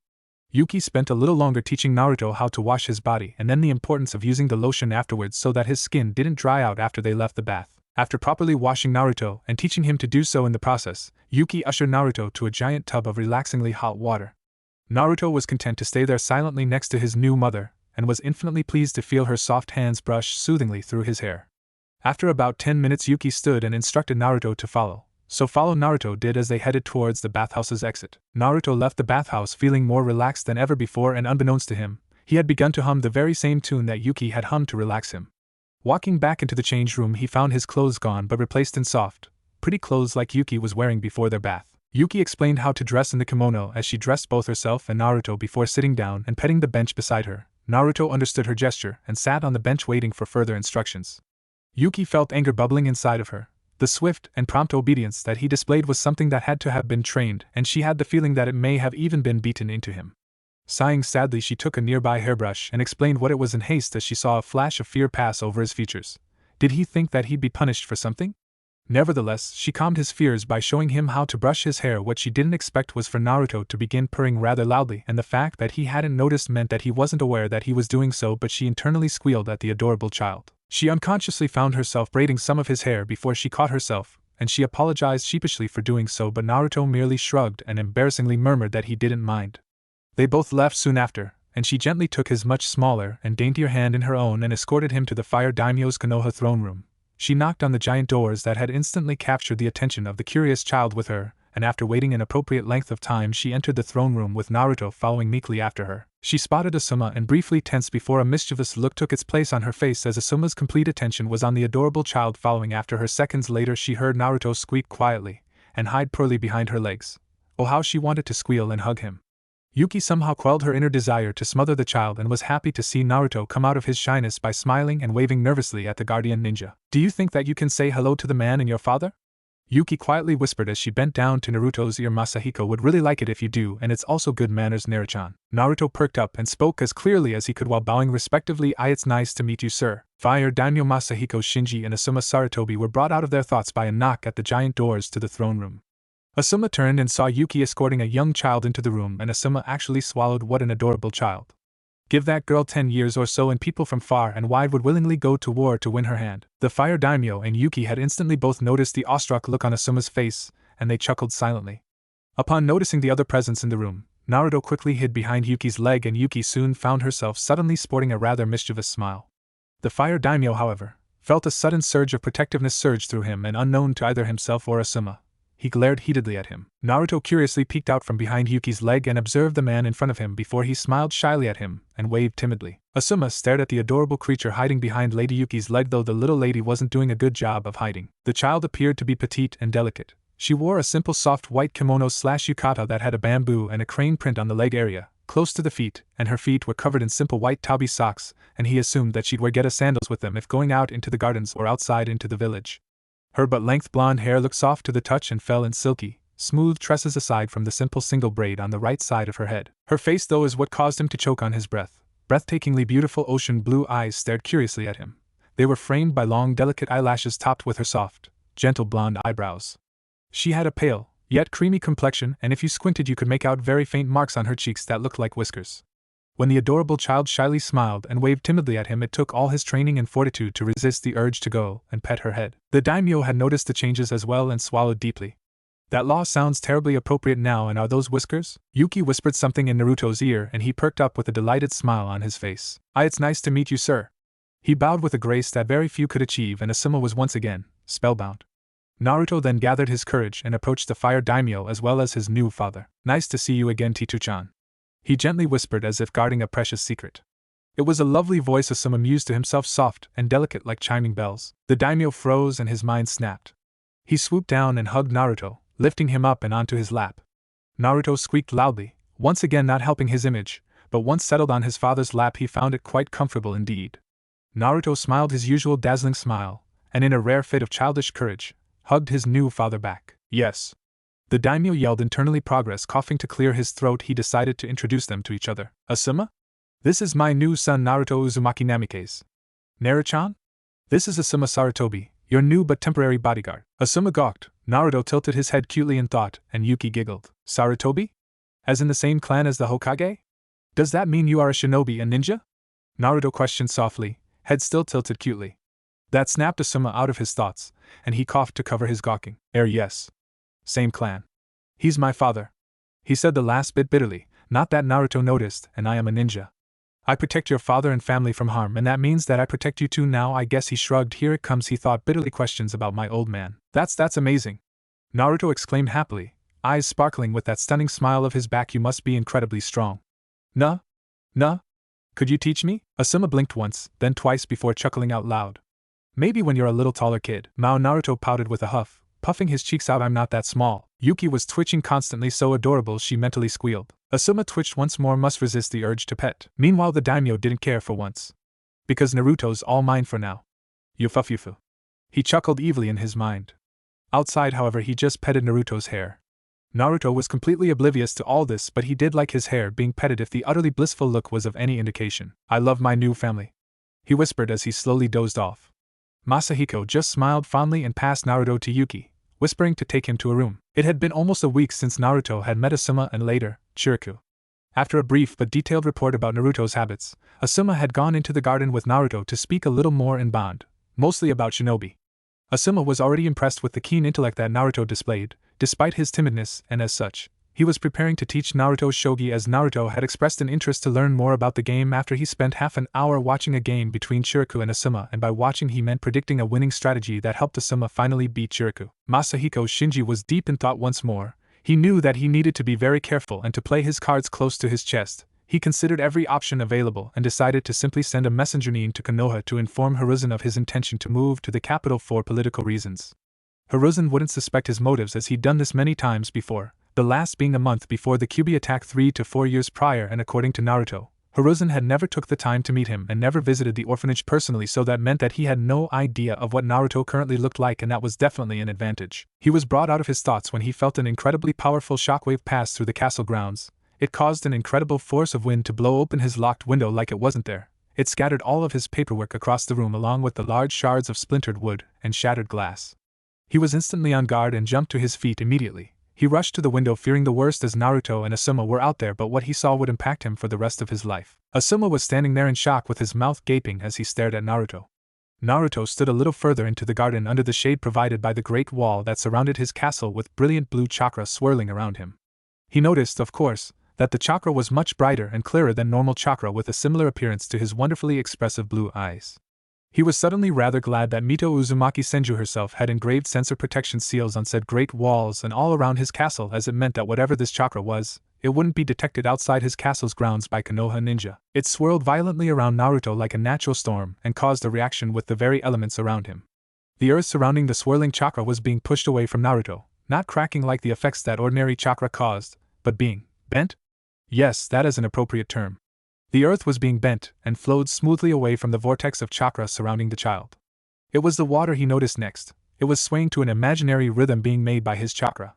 He watched the water being absorbed by Naruto's chakra before gracefully continuing its journey around his body. Again, Masahiko found himself watching in awe as it bent to Naruto's will. There was no point in trying to explain the massive storm of wind that had picked up as a result, as he'd felt it earlier when his paperwork and window were both literally blown to pieces. Naruto let out a monstrous roar to the heavens, and it was then Masahiko witnessed the fire. A cataclysmic force of blue-colored fire shot out of Naruto's mouth and into the sky. It was simply breathtaking. The blue flames were so hot that it felt like the very temperature around him had increased tenfold. The fire daimyo quickly ducked under a branch from the once beautiful cherry blossom tree that had been ripped off and ran up to Asuma, though all that Asuma continued to do was to stare at the child. His eyes were glued to the storm that had engulfed the feminine child. It was an incredibly beautiful sight. Naruto's blonde hair was flying in every direction as his potent chakra and the wind that said chakra had summoned swirled around him. The cherry blossoms that were currently in season were flying in a mesmerizing show of color and surrounded him. It created an image that would forever be etched into his mind. Beautiful, Asuma whispered to himself. It was then he saw the daimyo duck under a branch and rushed to his side. What the hell is happening, Asuma? The daimyo shouted, though he was barely heard over the howling wind. Naruto asked me how he could unlock his chakra and I told him how. I wasn't expecting this, I swear. Asuma exclaimed. He's actually accessed his chakra on his first try. It's a first for me too, as the only other person to do this from his generation is a child from the Uchiha clan, who goes by the name of Itachi Uchiha. It was all going smoothly until he tried to push his chakra outwards like I instructed. Asuma was nervous. Naruto already had this much chakra? It certainly wasn't the fox's chakra, as he'd felt its maliciousness the day it attacked Konoha. This was something else. His chakra was so dense and potent, and it was bending the environment around him. It was something that he'd never seen before, and it caused sweat to form on his brow. Wait a moment, Jinchuriki are given the power of something by their bijou, right? Look at the current Mizukage, Yagura. He has a godlike amount of control over water. If the Kyuubi was able to topple mountains and create tsunamis with its tails, then that ability to manipulate the elements must have transferred to Naruto. The daimyo explained. It's the only explanation that makes sense. Asuma pondered the theory provided by his lord. Yes, that could explain it, but Kushina never displayed this level of power over the elements, and the fact that Naruto did worried the man. That scared him more than he'd ever admit, because if Naruto possessed even the slightest inclination to Minato's level of genius and ruthlessness on the battlefield, then the world would be in for a great force of change, and anyone that incurred the wrath of this child was in for a crude awakening. Both the fire daimyo and Asuma watched as the chakra finally slowed before it eventually dissipated completely, and they both gasped at the mesmerizing scene before them. As the winds died down and the fire stopped descending into the sky, the scene was one of something you'd read about in a fantasy story, as Naruto stood there, the very visage of a being at peace with himself. There was a gentle smile gracing his lips as the cherry blossoms surrounding him gently floated to the ground. It was almost ethereal, godly, like something that should never be seen by mortals. Masahiko and Asuma both stifled a gasp as Naruto opened his eyes. They were glowing while he still wore his soft smile, glancing at Asuma and his father with a serene expression. Nah? Asuma-san, how was that? Naruto exclaimed happily. Was that okay? That felt amazing, like a piece of me was pulled out, and to the surface. Chakra is awesome. I'm going to be a super cool ninja now. Asuma opened his mouth to respond but closed it again seconds later. He continued to follow this routine for several minutes, and Naruto instinctively picked up on Asuma's nervousness. "Nah? Asuma-san, did I do something wrong?" Naruto had dropped his excitement after seeing the looks from both Asuma and his father. "Did I do a bad thing?" he asked softly, stage 1 of release complete. He heard from his mind. "Ah. Karane. Karane? Why are they staring at me like that?" Naruto muttered quietly, "Did I make a mistake?" He heard what sounded like a sigh from his big sister before he got a reply. "Absolutely not, Naruto-chan. You've merely experienced the effects of my chakra breaking one of the seals hindering you, but as my willing host you also receive the ability to control the elements, not with chakra but the actual elements themselves. You'll need to learn how to control this power, as like water, it can be soft and calm one moment but it can also cause great destruction the next." Kurama explained softly, as if speaking any louder would upset and scare her. "Naruto-chan, I will add this to your lessons. If your new mothers teach you etiquette, I will be able to teach you more. Furthermore, if this Asuma Sarutobi can teach you the ninja arts, it would give me more time to instruct you in the ways of bending." "Bending? Seals?" Naruto thought out loud, unknowingly snapping both men out of their stupor. "What do you mean by bending, Naruto, and why did you just mention seals?" Masahiko stared Naruto in the eye, all but demanding the truth from him. Well, Karane said that what I did is called bending and it's her gift for being her host." Naruto stuttered out promptly. "She also mentioned something about seals that are hinda. Ring, no, that's not it." "Hindering?" Asuma finished, his eyes narrow. "I wouldn't put it past the council to do something like that." "Who's Karane, eh?" "Karane is the Kyuubi Asuma-san," Naruto replied as if he were commenting on the weather. "Ugh." Kurama face-palmed. "I need to remind him not to say that without thinking first. They'd think he was being controlled or influenced or something." That was what Asuma was indeed thinking. He glanced at the daimyo with a questioning gaze. Masahiko thought about what was said to him and looked back to Asuma with an "I'll explain later" look. Asuma nodded slightly and waited for the daimyo to further think. "This proves to be a problem, Asuma. Change your plans. We will be leaving for the capital at once. We can hire a ninja team to seal any extra clothing or required items here later. We must leave at once," Masahiko ordered swiftly, though he was brought out of his planning to the quiet voice of his new son. "Leave Konoha? But this is my home." He spoke softly. "Naruto-chan," he heard his Karane reason, "this place is where you were born, yes. But in order to become a fine shinobi and protect yourself and your new family, you must leave Konoha behind. You can return once you are ready." Whilst having his Karane explain this, both Masahiko and Asuma shared another look, and when they noticed Naruto returned to reality, he whispered a simple "I understand too-chan, just please promise me that I can be trained as a ninja. I will protect my family and I will protect this land." They were both stunned as they saw the raw determination that had entered his eyes. It was a fire that they didn't expect from the usually demure child, and it was made stronger as his eyes glowed with power. This is the true will of fire. Asuma thought with an internal smirk. He has spirit just like Kushina-sama. Am I seeing who Naruto truly is at last? The daimyo thought to himself, if this is a mere snippet of his show of power and confidence, then I will have that sharpened and polished. Naruto will shake the very earth when I'm through with him. Think very carefully about this, Naruto. The daimyo spoke sternly with an air of authority. If you choose the path of a shinobi, then I will have you work to the ground. If you give up and refuse to continue, then I will see to it that you never become a shinobi ever again. So Naruto, my son, answer me right now. Will you protect Hai no Kuni as a member of my forces? He bellowed the last bit with a voice of power, the voice of the ruler of Hai no Kuni, one that inspired loyalty. That fire that burned within Naruto dimmed for a few seconds as he second-guessed his resolve. I believe in you, Naruto-chan. He heard from his big sister, I believe in you, Naruto Uzumaki Namikaze. Protect the people and prove them wrong. That simple statement, just the very act of having someone precious to him declare that they believed in him, caused the fire in his eyes to burn stronger than anything that Asuma and the daimyo had ever seen before. Naruto's eyes glowed with an ethereal power once more. It was a power that was beyond the grasp of mere mortals, and it caused both Asuma and Masahiko to shiver internally. I declare to you now, Asuma-san, father, I will never back down. I will never quit. I will never go back on my word, and I will, with all that is in me, all of my power, and even if it costs me my very life, I will protect the future of Hai no Kuni and prove to its people that I am Naruto Uzumaki Namikaze. This is now my ninja way. Naruto declared this in a clear voice that radiated the power that was present in him, causing, if possible, his eyes to glow even brighter. Asuma and Masahiko were stunned by the maturity in Naruto's voice, not to mention the vocabulary he was displaying. Was this really the shy little boy that they knew? Very well then, Naruto Uzumaki Namikaze, I hereby declare you a ninja in training. You will train with Asuma, Chiriku, and anyone else I deem fit until such a time as deem you fit for service, and then you can prove Konoha wrong, declared the daimyo with equal power in his voice. This child, my child, will go far. He reminds me of his parents. I did marry them after all. Asuma? Gather my wives and Chiriku, for we make for the capital at once. Furthermore, once we arrive, I'll have either you or Chiriku begin searching for two people that need to answer a few questions of mine, and above all else, remember to keep this secret from anyone in the village. The daimyo ordered to his friend. We still need to find out about those seals as well. With a smirk as he pulled out a cigarette, he finally spoke. As you command, my lord. I can't wait to hear about the chaos once my old man finds out that he can't find his precious Jinchuriki after all. He hasn't even visited the kid, and even though I know next to nothing about seals, I know that Jinchurikis need love for their seals to function properly. If anything, this'll prove to be very entertaining. The kid's not too bad after all. With that thought, he lit his cigarette as he left the garden. The kid is going to be something after some training. He's only 3, almost 4, and if he commands that much power now, what will happen when his chakra coils and reserves settle and mature? That is a frightening thought. The declaration that they'd be leaving immediately was instantly shot down by his wife, Kaoru, who had reminded her husband that Naruto was still adjusting to the pace around their castle and that he still jumped around people who he hadn't met before, and that led them to realize that they needed to take a deep breath and think this through. Consequently, that was the wisest move, as Asuma had realized that it would be best to plan their journey for any and all eventualities.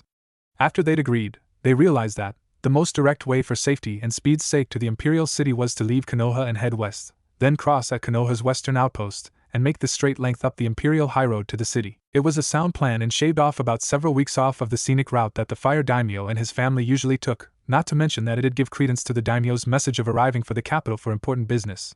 The Sandaime Hokage may suggest the same route, and if he did, then he'd send a team to supervise the crossing. The only problem: how were they planning to hide Naruto?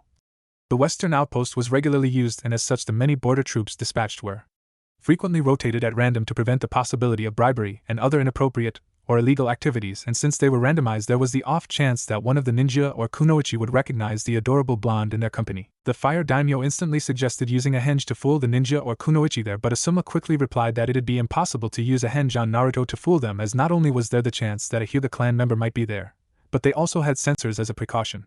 Chiriku also added that the 4 outposts of Konoha, each labeled for their directions, north, south, east, and west, all possessed Uzumaki seals that not only added barrier protections but made the use of henges and their advanced variant henge seals completely useless. Then the fact that they were designed by Mito Uzumaki and then maintained by Kushina Uzumaki and even the Yandaime Hokage, they were likely to be impenetrable. They were deep in thought, pushing ideas back and forth for hours before it was Masahiko's wife, Kaoru, that provided the answer that they needed. Her genius idea was to disguise Naruto the old-fashioned way, using cosmetics and clothing. The guards would be on the lookout for a blonde-haired boy, so they'd dye Naruto's hair and dress him as a girl. Then they'd use makeup to cover his faint whisker-like marks and give him the appearance of a nobleman's daughter. The added brilliance of Kaoru's plan was that if the various ninja and kunoichi did notice the makeup, then it wouldn't be suspicious, because nobility often taught their children these things young so as to entice offers of marriage by other noble houses or families. While this wasn't their intention for Naruto, it would be the perfect disguise. It hadn't taken long to find Naruto, who was spending time with Yuki in the garden. Yuki had taken great pleasure in teaching Naruto the little things that he hadn't been taught, simple things that had Yuki feeling even more depressed as time went on for the little boy that had effortlessly made his way into her heart.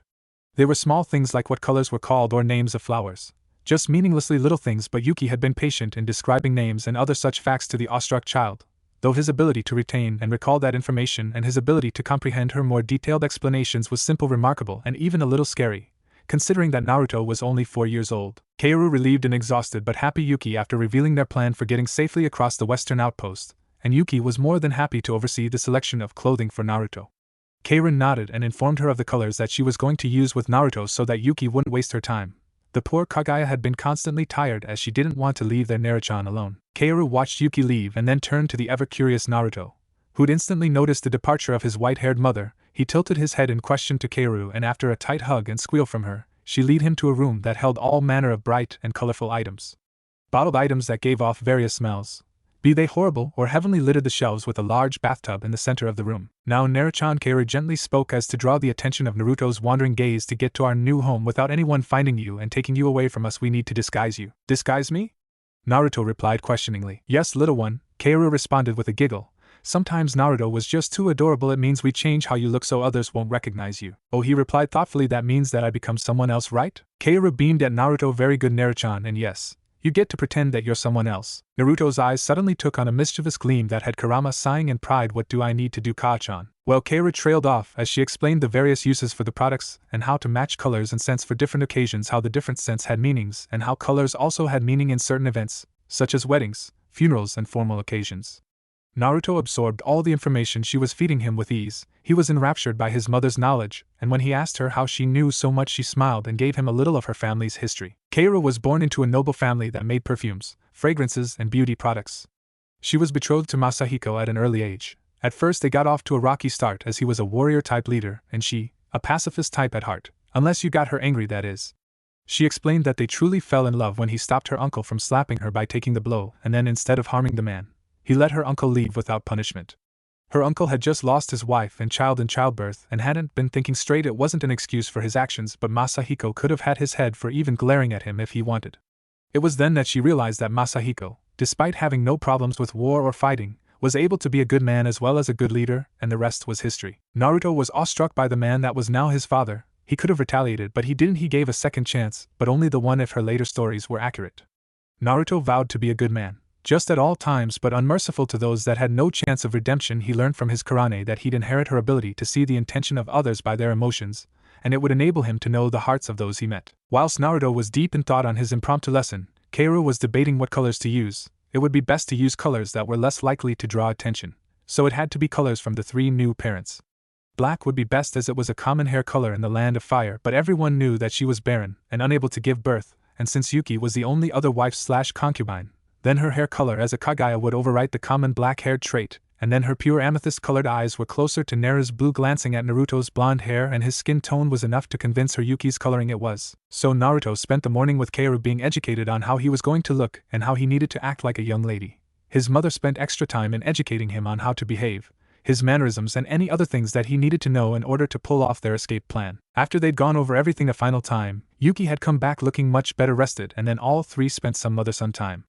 They helped bathe Naruto properly and then dress in some basic robes so they didn't mess up the good clothes. They then began his transformation. They started with the hair and eyebrows. Yuki was a godsend for Kaoru as Naruto was very nervous and twitchy around the chemicals due to his heightened senses, and having the white-haired woman there kept their Naruto-chan calm. Once the dye had worked and Naruto's eyebrows and hair were done, they took a step back and observed their handiwork. Naruto looked like a blue-eyed Yuki. It was amazing to look at and even more adorable after Naruto himself realized that very same thing as he bounced happily on his feet and hugged the two while babbling on how he and Yuki Ka-chan looked like each other. Properly dressing was next, and since they'd gone with Yuki's coloring as a guide to Naruto and his new appearance, they settled on blues and softer colors.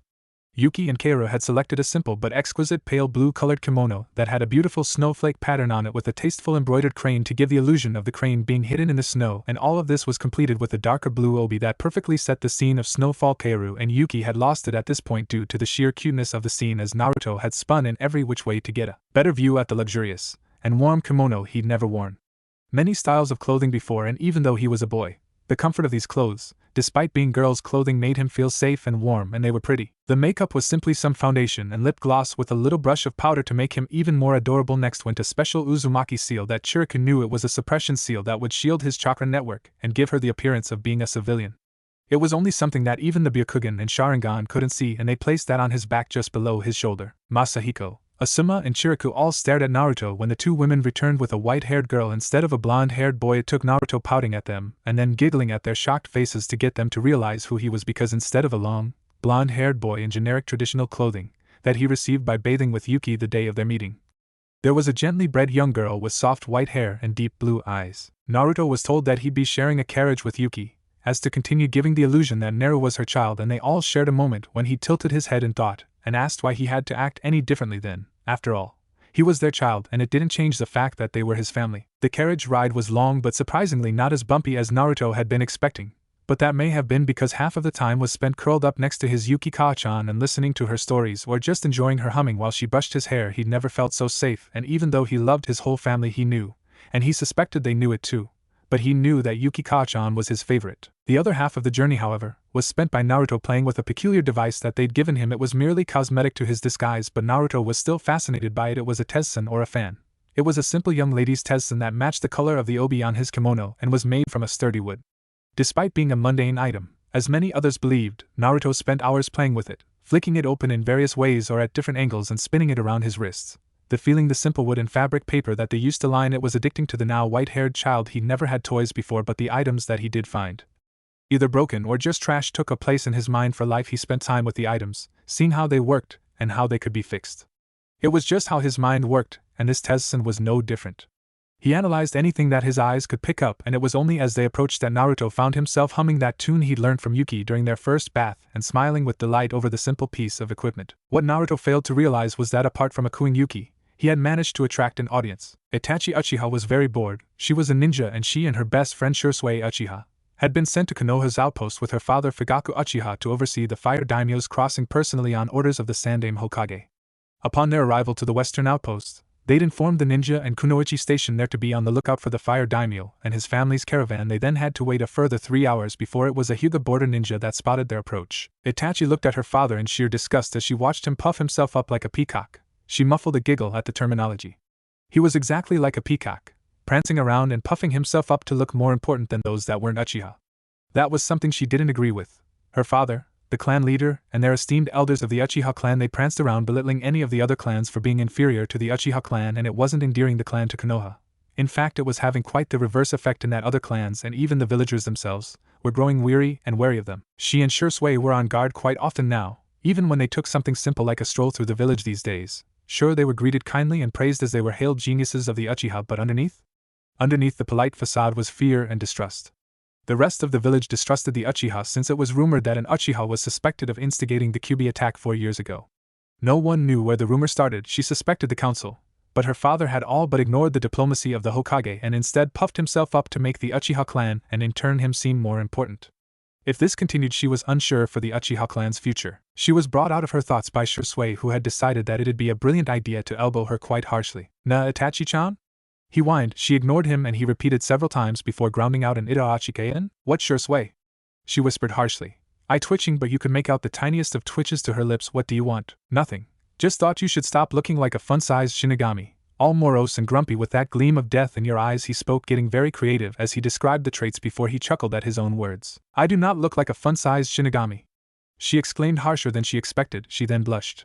He was riling her up to get a reaction. It was a weird hobby of his, examining the responses given and learning how the brains of others worked. She could hear him laughing softly, so she let out an HN and glanced down the road once more, ignoring the childish grumbles of Shursui. As the fire daimyo's caravan arrived at the western outpost, Itachi and Shursui were given an extra lesson on checking for threats by the guards. After they were no longer needed, Shursui had immediately wandered off to talk to the ninja that were guarding the fire daimyo and his family. She knew that one was the son of the Sandaime Hokage, but the other was a monk. She pondered on how a monk could be a shinobi and if that was in fact a conflict of their beliefs when she saw her. The adorable child in question seemed completely engrossed in learning everything about her Tezzen. The child was a delicate-looking child with long pure white hair and mesmerizing blue eyes that sparkled each and every time she discovered something new about her fan, and her dazzling smile when she succeeded in accomplishing a spectacularly well-executed spin release was as mesmerizing as her eyes were. Itachi ignored the outside world as she stared at the child. Even with her remarkable skills born from hours spent training in emotional control, she was failing as she gazed on the extremely cute little creature in front of her, and if the slight pink on her cheeks was any indication, she was blushing. The child spotted her staring and squeaked. She hid behind the fan and blushed in embarrassment, hitting her head as she hid. "Eh? Kawaii." Itachi's inner girly nature squealed before it was ruthlessly squashed down. The absolutely adorable girl peeked slowly over her fan at her, and Itachi managed a cough to cover her moment of girly weakness. Though when the young girl heard the cough, she perked up and glanced curiously at her. "Are you okay?" Itachi managed to ask finally. "Eh? Why, yes, I'm fine, thank you." The girl responded, her voice soft and sweet while caressing the spot where her head had been struck by the fan with delicate-looking hands. What a nice voice, like chiming bells, Itachi thought to herself, unknowingly staring once more. And what small hands. "Naru-chan? Who are you talking to, little one?" she heard come from the carriage. "Naru? Her name is Naru?" Itachi pondered to herself before noticing the girl start, and cutely pout to the unidentified voice. "Little one? How appropriate." Itachi heard the girl respond and then quietly, but not quietly enough, say, "You're going to embarrass me." "Oh? Making new friends already? I'm so proud of you, Naru-chan," he heard the voice say again. Itachi couldn't help nor stop the quiet laugh that came from her throat, and she found herself on the receiving end of the most adorable glare she'd ever seen. It didn't stop the laugh. In fact, her shoulders shook slightly and her laugh became more pronounced. The young girl seemed to sigh in resignation before murmuring to the person in the carriage. Itachi then noticed that the Hokage's son approached the carriage, Shursui hot on his tail, and by the look on the younger Sarutobi's face, he was trying to shake the pest that was Shursui Uchiha. He spared her a glance before turning to the carriage door. "My ladies," he stated, he was in character as Naruto was in disguise after all. "The horses for the fire daimyo's carriage have been injured and we have no choice but to hold our position until the horses have been rested and treated. If you wish to leave the carriage, then you must be escorted by Chiriku, myself, or one of the guards here." Naruto suddenly paused as it felt like someone or something was watching him. He glanced out his window and spotted a nice-looking boy staring at him with slightly pink cheeks. While Naruto had come out of shell quite quickly considering his childhood, he was still shy around strangers, particularly nice strangers. So he did the only thing he could think of. He squeaked in embarrassment and hid behind his fan, blushing all the while. He somehow managed to hit his head on the fan on the way though. His heart was pounding and he fought the urge to hide, and despite his usually shy nature in front of strangers, he managed to gather the courage to peek over the fan and look back at the boy. The boy coughed, and Naruto took that as a go for it sign and perked up. Squashing down his nerves, he looked curiously at the boy in front of the carriage. "Are you okay?" the boy asked kindly. "Eh? Why yes, I'm fine, thank you." Naruto responded softly, rubbing his head gently. The boy was staring again. "Naruto-chan? Who are you talking to, little one?" Naruto started. He forgot that Yuki was in the carriage still. Naruto pouted softly as he turned to Yuki. "Mao. I'm not that little Yuki-ka-san." Naruto replied softly. "You're going to embarrass me." Yuki stifled a giggle and glanced out the window through the curtain. "Oh? Making new friends already? I'm so proud of you, Naruto-chan," she announced just a little too loud for Naruto's tastes. He heard the boy start laughing quietly and mustered all the strength he could to give the strongest glare he could manage. It didn't help. If anything, the boy started laughing a little harder and his shoulders shook in a futile effort to stop. Naruto sighed in surrender and muttered mutinously to Yuki, who was also giggling to herself.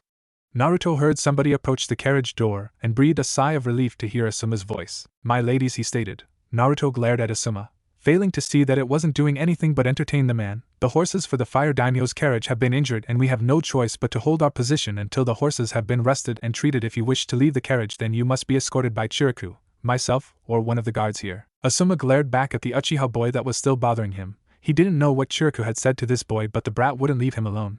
He was doing his best to ignore the Uchiha brat when Chiriku approached him. Chiriku came forward from the front carriage and whispered a message to relay to Lady Yuki and the little one from the fire daimyo.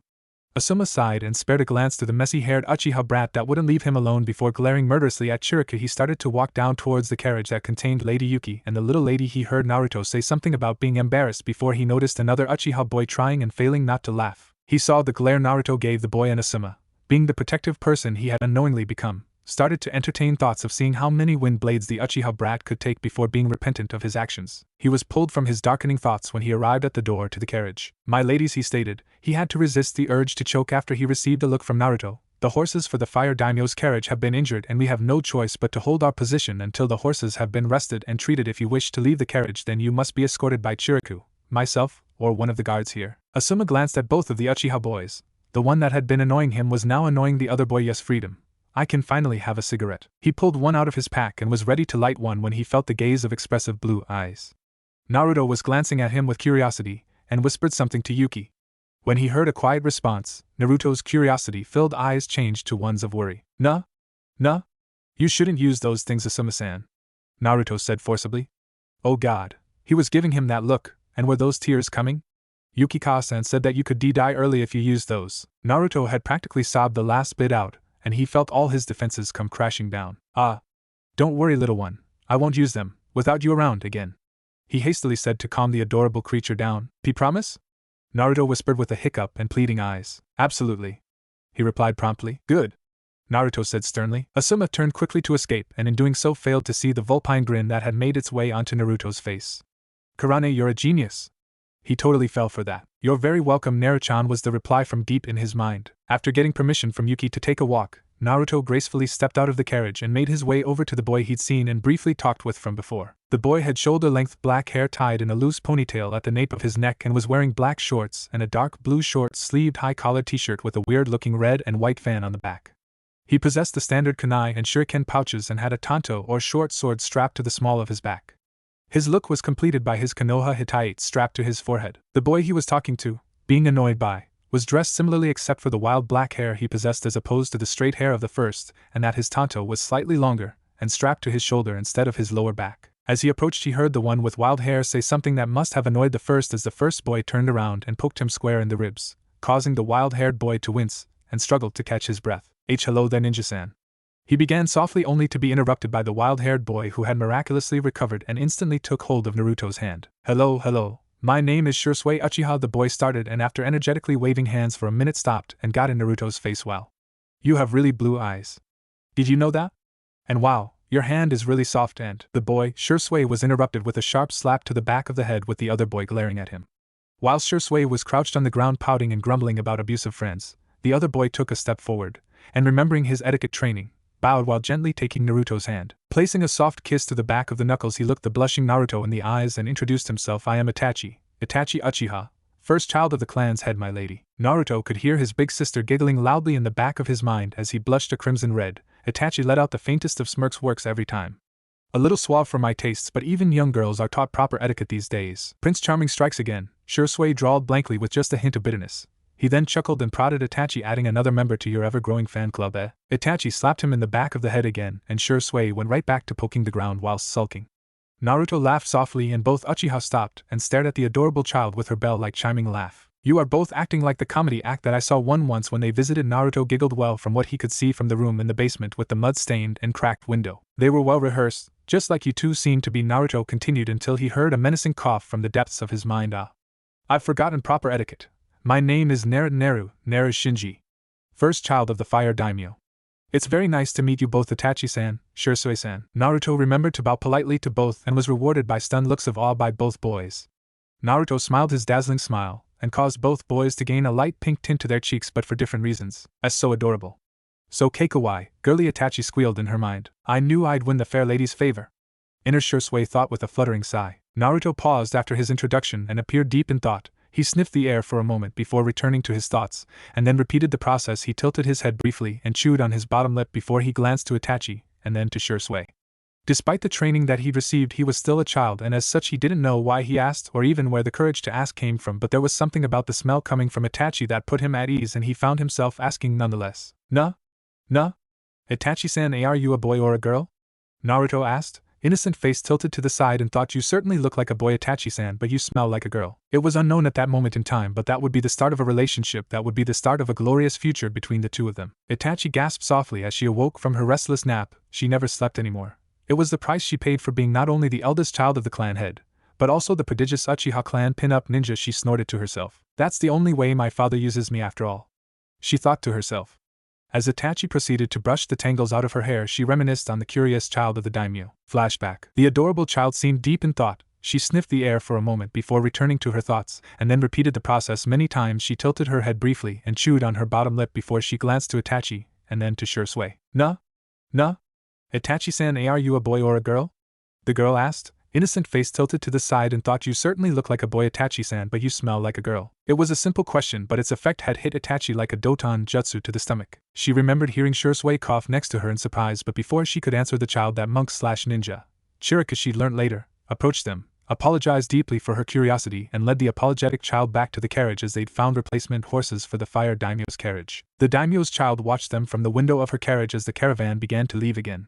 She had bowed her head once more to each of them, and whispered an apology to Itachi quietly. Despite the quietness of the apology, Itachi heard it clear as day. It was as if the very breeze itself bent to the child's whim, and carried the simple message to her. Flashback end. That life-changing moment had happened nearly a month ago now, but despite the length of time since the encounter, Itachi continued to replay that moment over and over again in her mind. How would she even answer that question? The answer to that question was complicated, and something that she was ashamed to speak about out loud. You see, Itachi was born with a medical condition so rare that it had only been recorded 3 times in Shinobi history. The texts were far too old to decipher now, but it was still documented nonetheless. Itachi was born a hermaphrodite or futanari, calling herself a futa, short for futanari was easiest, she had decided, and those that knew also called it the same. Being born a futa was considered a good sign, a blessing for most clans, but the Uchiha clan was not one of those clans. It also made her a freak to her father, as her father had commented on many times. Her father was disgusted with her birth defect, he called it, though Itachi wasn't sure if it was a defect, or just something that made her unique. Most of the time, she would shrug that line of thought away, but when she couldn't, she turned to her mother, Mikoto Uchiha. Her mother was her pillar of strength in their family. She was the one Itachi had come to whenever she had nightmares or needed a shoulder for her tears. Her little brother, Sasuke, thought she was a boy, just like everybody else. Even her name, Itachi, was deliberately given by her father so they could hide her femininity.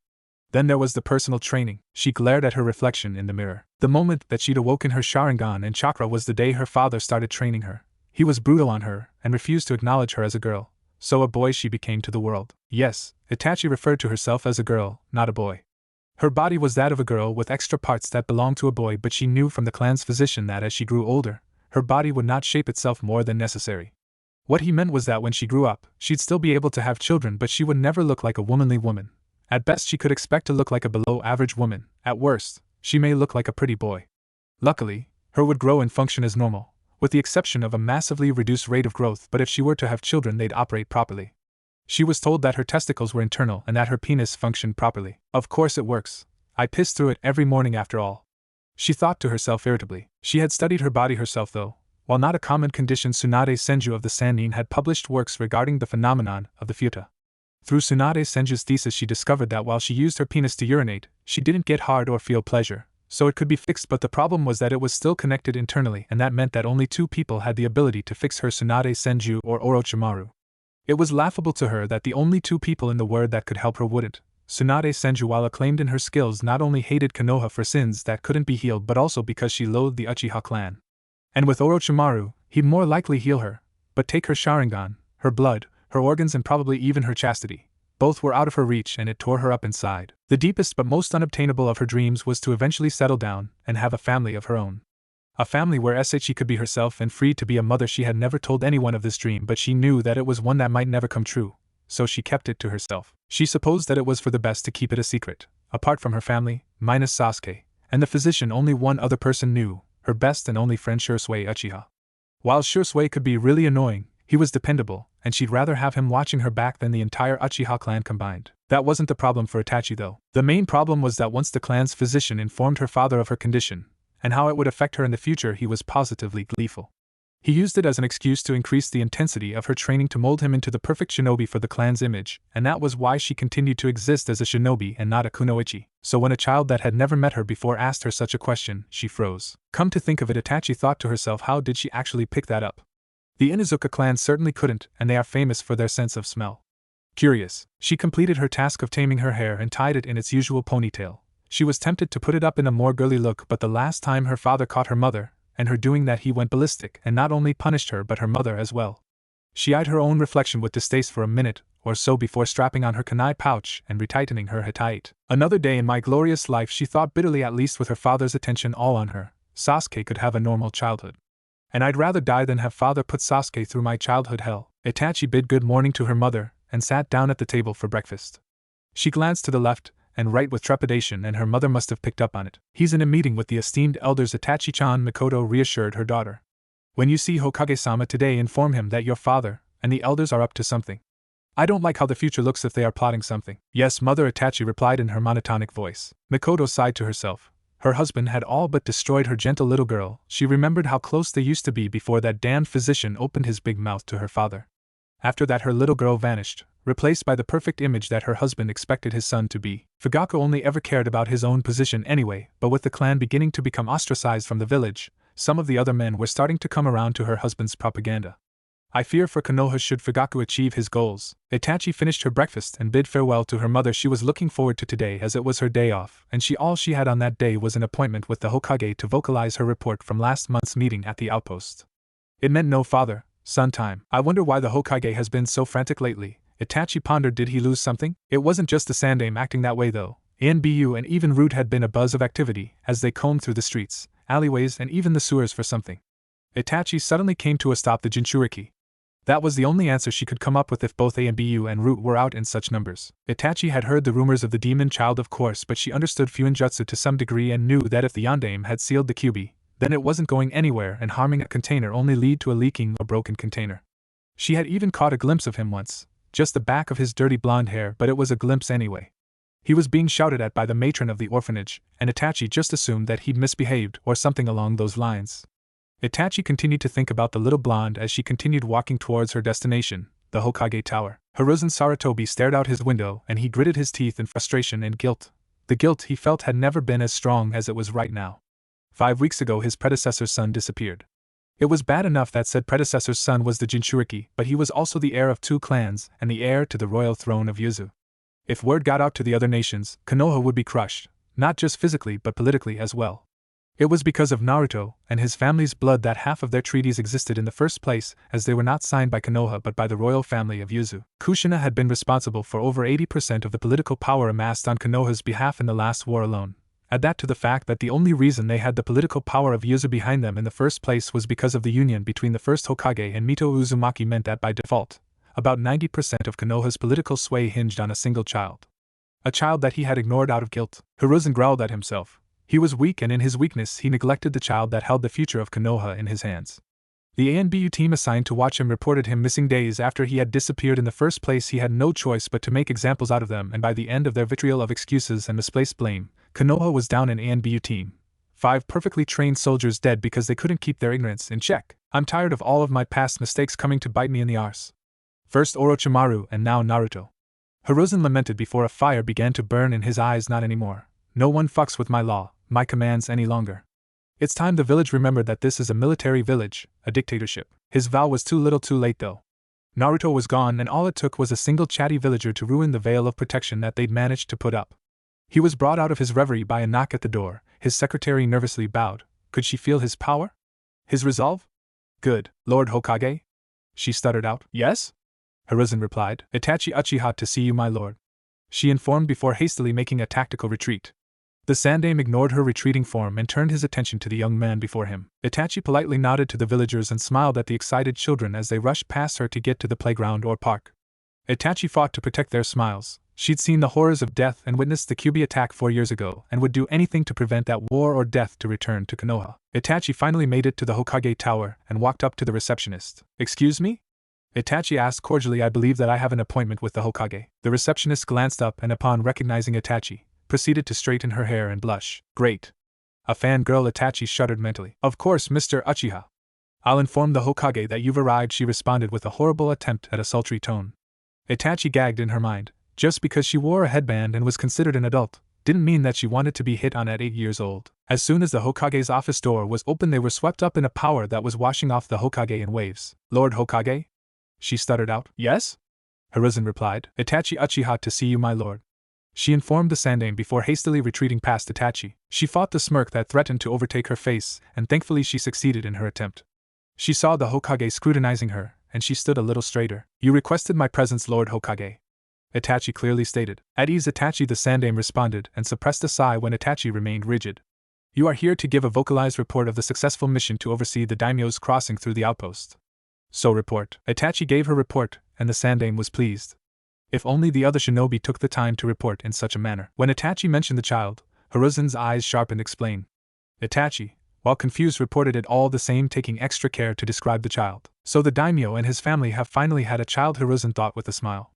Has it really been 3 years since I visited them or had tea with the daimyo? I'll have to send along my congratulations. Itachi fidgeted for a moment, and the Sandaime recognized the need to say something. You may speak freely, Itachi. My lord Hokage, Itachi began. She paused for a moment to organize her thoughts before continuing. My father and the esteemed elders are planning something. I do not know what they are planning, but they are planning something nonetheless, and my mother and I fear that these plans are not for the good of Konoha. Hiruzen was not surprised to hear the venom in Itachi's voice, as he was aware of the manner of training that Itachi had gone through. I see, Hiruzen replied gravely. He knew Itachi was loyal to Konoha, but just how loyal? And your intentions? Why report it to me when their plans are still unknown? I'm reporting now to beg for leniency on behalf of the innocents that may be harmed by your retaliation, Itachi stated promptly in a bow. Should it come to violence, I need to know that the actions of the fathers, mothers, and adults that are guilty are not going to be placed on the innocent children or families. Hiruzen smiled. It was nice to see such loyalty and caring from one so young. The Uchiha were in good hands with Itachi as the heir. Very well. Your words shall be deliberated on and considered with great importance. Dismissed. Thank you, my lord, Itachi replied in relief, and after bowing once more she turned to leave when the Hokage asked a further 2 questions. Itachi-kun, do you know the Jinchuriki? He asked in a serious tone. I've seen him once, Lord Hokage, she replied before continuing at his raised eyebrow. The elderly matron of the orphanage seemed to be shouting and punishing him for something that he'd done. He was filthy, like he hadn't been bathed, but just stood there and took his punishment. The matron, she seemed like a strict woman. Hiruzen sighed to himself. That sounded about right. After Ibiki and Enko were done with her, she'd be executed in front of the villagers and their representative council as a warning and message saying don't fuck with me anymore, and for now, it was working. And you obviously know about his treatment? What do you say about it? What's your opinion? The Sandaime prodded, interested to hear the Uchiha clan's prodigy and his opinion. Permission to speak freely, my lord? Itachi asked, and at Hiruzen's nod continued, this village has really screwed up. I've studied the law and old clan treaties. The Uzumaki clan commanded the highest percentage of political power in not only Konoha, but the entire elemental nations. I would suggest a campaign to identify the perpetrators and root them out for any possible information regarding the boy. It is my opinion, however, that we are too late. If the child has left the village or been forced to leave, then it displays that the villagers are unaware of the power the child wields, And I'm not talking about the bijou sealed within him. Itachi took a breath before continuing. Furthermore, the Ninja Academy does not teach the importance of Yuzu or the Uzumaki clan, and I fear that even though your law is in place, if the child grew up in Konoha, his treatment would not change. It is my opinion that he should have never been announced as the Jinchuriki in the first place. Itachi waited and recognized the dismissal when the Hokage waved him out. Itachi-kun is right, he muttered to himself, I messed up. Hiruzen pulled his pipe out and lit it with a small katan jutsu. He went right back to gazing out at the village. I fear the future for this village now lies with whoever has Naruto. As Itachi left the Hokage tower, she found her mind drifting onto what her father would call frivolous topics for his perfect poster boy of a son. Her mood started to sour at the very thought of him, so she distracted herself with her original train of thought. She thought about her life, her family, her mother and Sasuke, and her village, and most important of all, her deepest thought, she even thought about as to whether or not someone, anyone other than her mother, and if she squinted just right, Shursui, would love her just as she was. Her entire being screamed at her to let out the pent-up emotion, to release it and stop it from bubbling up inside of her, so hastening her pace, she practically flew to the nearest training ground. After checking the log and subsequently discovering it empty, she logged her name on the file and fled into the deepest part of the training ground, and once there, she huddled into a ball in the crook of a tree near a small stream and wept. It's not fair, she thought bitterly, why can't I have been born normal, either a boy or a girl, just normal? She stayed there for Kami knows how long, but by the time her tears of pain, frustration and misery finally halted, the moon was already high in the sky. Itachi sniffled once more before finding the stream and washing her face. If anyone asked about her puffy eyes, she could claim overuse of the Sharingan, and no one would ask twice. Well, everyone except for her mother and Shursui. They both seemed to have a knack for knowing what was going on with her emotions. Funny considering Shursui couldn't read the emotion in a whole room to save his life, and despite his hobby of studying human responses, but he seemed to be able to read her like an open book. Oh, both of them knew that Shursui would never be more than a really close brother, the annoying one, true, but a brother nonetheless. But they were both perfectly fine with that. Itachi picked herself up from the stream where she had been staring at her reflection once again and made to leave, when she stopped once more. She turned right and left, activating her Sharingan before repeating the process. Once she was absolutely certain that she was alone, she reached a hesitant hand up to her ponytail, and after a second or two gently pulled on it. Her hair fell in a soft thud on her neck. It wasn't that long, but to have it free was something she dared not to even try. Like the very thought of not having her hair up in its usual ponytail was taboo, she whipped her head around suspiciously, as if daring invisible watchers out of their hiding spots and catching her before it was too late. Her breath hitched, and she peeked a glance at her reflection and quickly memorized it with her Sharingan. With her hair down, it was clear to see she took after her mother. Not that it wasn't noticeable before, but with her hair down and still slightly wet from washing her face, it was a scaringly close resemblance. Itachi ran a shaking hand through her hair softly, and she could feel the fresh tears about to overtake her once more. She was about to start again when a cough from behind her caused her to violently start, and she whirled around with high chunin speeds as she readied her kunai. Her spin ended and she came face to face with Shursui. His eyes were softer than she'd ever remembered, and it was only now she realized that he had probably been there the entire time, but was content to give her the moment without interruption. Hey was all Shursui said, but he did open his arms slightly while looking away with a bit of a blush. Was he offering her a hug? Itachi's tears started flowing once more before she accepted the hug with a soft smile. It'll be okay, Itachi, Shursui stated, as if it was a fact. One day you won't have to please anyone but yourself and your husband when, not if, but when you get married. I know you'll meet the right person one day and fulfill your wish of having a big family. I'd be the best uncle. Itachi remained there in Shursui's arms for a few more minutes before releasing him from her death grip. Thank you, Shursui, was all she whispered. Her emotions were still running on high, and the adrenaline-like feeling it caused was starting to fade.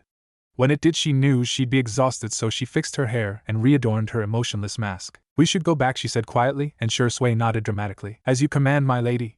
He whispered back enthusiastically. I signed you out of the logbook. Itachi just rolled her eyes, but you could see the small smile threatening to break through her mask. Trust Shursui to make her feel better by whispering something so stupid. Both nodded to each other before they both shined or body flickered out of the training ground, destination home. Simultaneously they appeared in front of Itachi's house and after a shared glance bade farewell to one another. Shursui turned around and headed home with a final wave, and Itachi crept silently into the house. She spied the note addressed to her on the table and read it quietly. Itachi, your father has been called to an important meeting and I've been requested to attend. Sasuke is being cared for by Shursui's parents, and there's some dinner on the table. Your mother, Mikoto. Itachi felt a little guilty as she was supposed to look after Sasuke this evening, but she had an emotional explosion, and after said explosion, she was feeling tired, so with an uncharacteristically loud snort and a shrug, and she went to bed. Her dreams that night were plagued by visions of her training. The visions were getting worse, each being stronger and longer than the last, but then a vision of a certain little child with her soft laugh and her utterly adorable smile shone through, and for the first time since the beginning of her training she slept, not a nap like she was used to but sleep, and it was all possible because of that adorable little angel in her dreams, an angel that kept the bad memories at bay. Evening had arrived by the time the Fire Daimyo and his entourage arrived at the Imperial City. Naruto was instantly enamored by the Imperial City's tall buildings and the extravagance that radiated from them. Though he couldn't shake the uneasiness that had descended upon his stomach, there was so much metal and not enough nature. Naruto had always been close to nature, well as close as he could be whilst in the care of Konoha's orphanage, but after he'd been unceremoniously thrown out, he found himself surrounded by it constantly. The peace and serenity that overcame him when he was surrounded by nature was indescribable. Naruto often found his mind wandering aimlessly or even in a calm and light form of meditation when surrounded by it, and the peace that overtook his heart and soul was something of a blessing to him. After being adopted by the Fire Daimyo, Masahiko Shinji and his wives, Kaoru Shinji and Yuki Kagae Shinji, Naruto relished the opportunity to spend time in their wonderful gardens that dotted their castle and home. In fact, there had been several occasions where Asuma or Chiriko had to collect him from the gardens for meals or baths, but Naruto could resist the call that drew him to nature. So to be surrounded by so much concrete and metal was not only foreign to Naruto in appearance, but the queasy feeling that bubbled in his stomach was uncomfortable to the white-haired youth. At some point his uneasiness must have been visible on his face as Yuki had frowned and asked if he was alright. "I feel strange, Yuki-ka-chan," Naruto replied. "There's not enough nature." "Naru-chan, what do you mean by not enough nature?" Yuki inquired softly. Naruto frowned momentarily. He wasn't sure himself, but he responded as best as he could. "Nature is relaxing and welcoming," he replied with a tone of thought. "This place feels wrong not welcoming." Yuki hummed to herself. Of course she and the others had noticed his fondness to nature, but perhaps there was more to it than just preference. "Naru-chan, there are wonderful gardens at the Imperial Palace," Yuki finally said. "You don't need to go out into the city if it makes you uncomfortable, sweetie." "No," Naruto replied quickly before he blushed in embarrassment. "I want to explore the city. I was just thinking out loud, Ka-chan." Yuki giggled as Naruto replied quickly. It was so adorable, and she could read the emotions on his face like an open book. They fell into a comfortable silence as they passed the many open shops and stalls, each stall offering different items ranging from food to wondrous and exotic wares. Naruto spared a glance to a shop window where a sad little pig watched the people passing by. He could see the intelligence in its eyes and made a mental note to visit the store. After all, the pig was looking lonely and Naruto hated to see such a cute animal in such a state. The little pig in question spotted him as the carriage rode past, and Naruto smiled his soft smile and waved at the intelligent pig.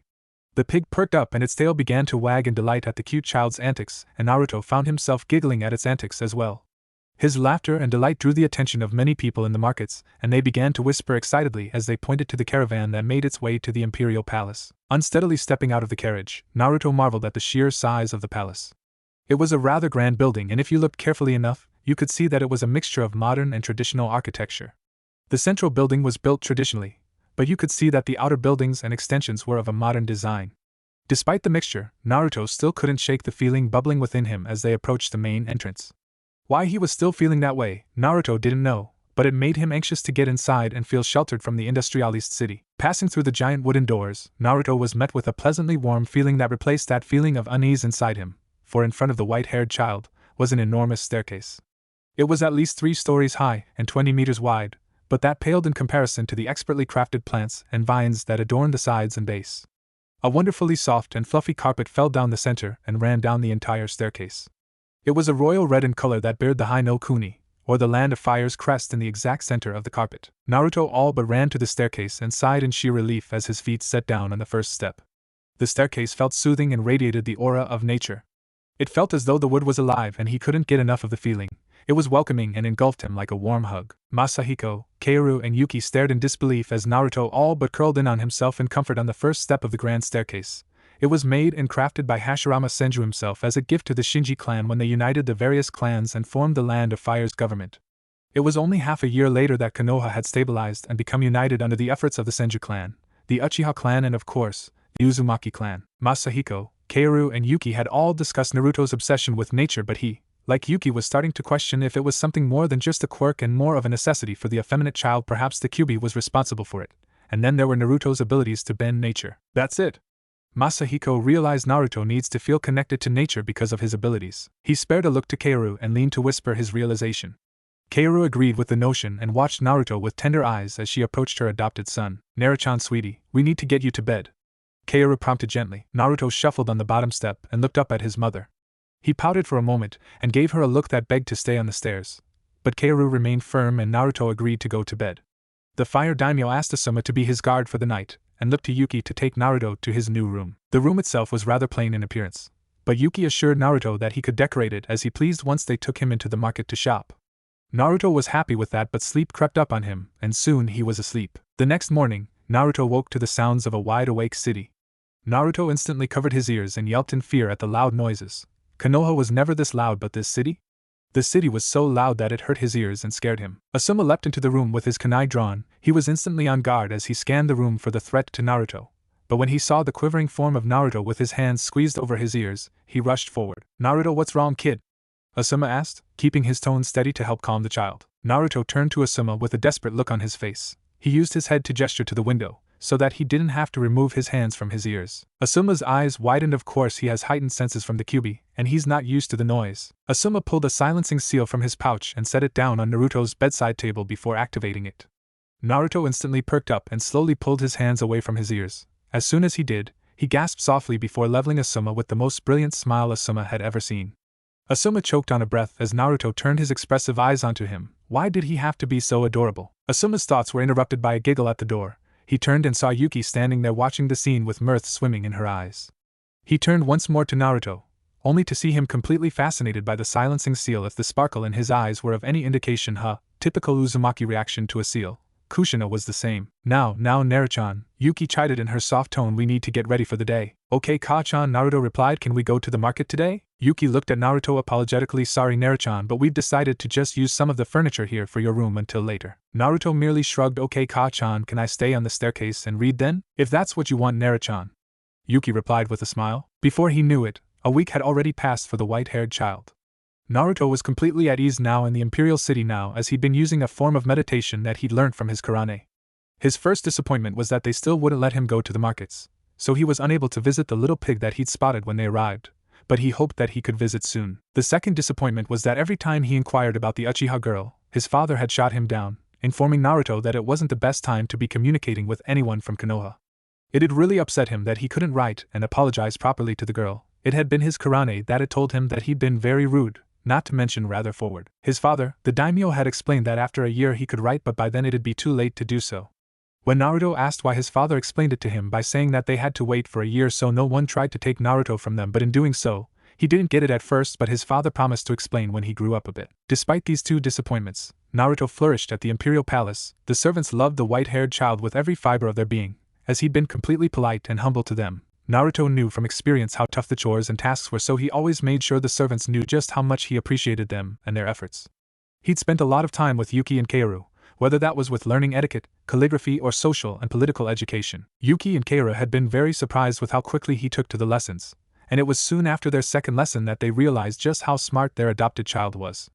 Naruto had effortlessly retained the information from his lessons, but what Yuki and Kaoru didn't know was that he practiced every day with his Karane in his Mindscape. And this was where Naruto was currently spending his time. On the outside, Naruto appeared to be meditating in the vast garden, underneath a beautiful and old cherry blossom tree. He'd already picked the perfect spot on a large, smooth rock nearest to the koi pond, so that the sounds of the splashing fish helped ease him into a meditative state. Karane, I've completed the bending exercises for the earth style. Naruto spoke to his elder sister figure. That's wonderful, Naru. I want you to continue practicing in your Mindscape until it becomes habit. Then you can properly understand the fundamental basics for the real world and its elements. Kurama replied happily. Ever since Naruto had become more aware of the environment and his subsequent lessons in meditation, he'd spent a lot more time with her. Okay, Nei-chan, Naruto dutifully replied. You've only taught me water style and now earth style. Karane, when can I learn the others? Good question, Naru. To learn the fire and air style, you must understand the difference between the flexibility and smooth flow of the water style, while learning the firm and rigid aspects of the earth style. Kurama responded in lecture mode. True. The air style has more to do with flexibility, but the fire style needs the firm footing that the earth style is known for. Understand? Naruto absorbed the knowledge like a sponge and then right back to practicing his earth style. Soon he'd be able to flow effortlessly between the two styles without pausing. But that was a long way off, due to his lack of training outside in the real world. Naruto-chan, it's getting late. Kurama spoke after observing Naruto's progress. Incredible. He's advancing so quickly. I estimated that it'd take twice as long as this before he'd reach this level of proficiency. Alright Karane, he called back. Naruto ran up and hugged his big sister before leaving with a final good night. Naruto woke suddenly. Something was wrong. He didn't know what was wrong, but there was definitely something off. Naruto opened his eyes and took a deep breath as he sat up. The room that he now called his own was a large room, but despite its royal interior it was rather comfortable, if not homely. He stretched like a cat, and as he blinked to remove the remaining sleep from his eyes, he spied movement. There was someone in his room. Naruto shuffled to the edge of the bed and gracefully swept both feet out of the bed covers and onto the cool floor. The presence hadn't identified with the code for the week, so it was either a servant or an enemy shinobi. Without Asuma there, he couldn't tell. Just where was Asuma anyway? Naruto concentrated lightly and pushed some of his new power through the bottom of his feet, like Kurane had shown and taught him in his mind just that day. It was a sensory technique that used his new power and not his chakra, so it was great for sensing everyone and anything while still keeping a full reserve of chakra. Instantly his mind had created a perfect 3D projection of his room, and yes, there was someone with an unknown chakra in his room. He swallowed a lump in his throat. Had Konoha found out? Had they come to take him away from his new family? The unknown presence got closer to his tiny frame, and when it was close enough, Naruto jumped out of its reach and fled out of the room. Naruto heard the curse that followed, and he screamed for help as he continued to run in the direction of the grand staircase that separated the sides of the Imperial Palace. He had almost made it when he was harshly pushed into the ground, just as he'd reached the open room with the staircase. Naruto groaned in pain. He shook the dizziness off and tried to get up but was pushed back down.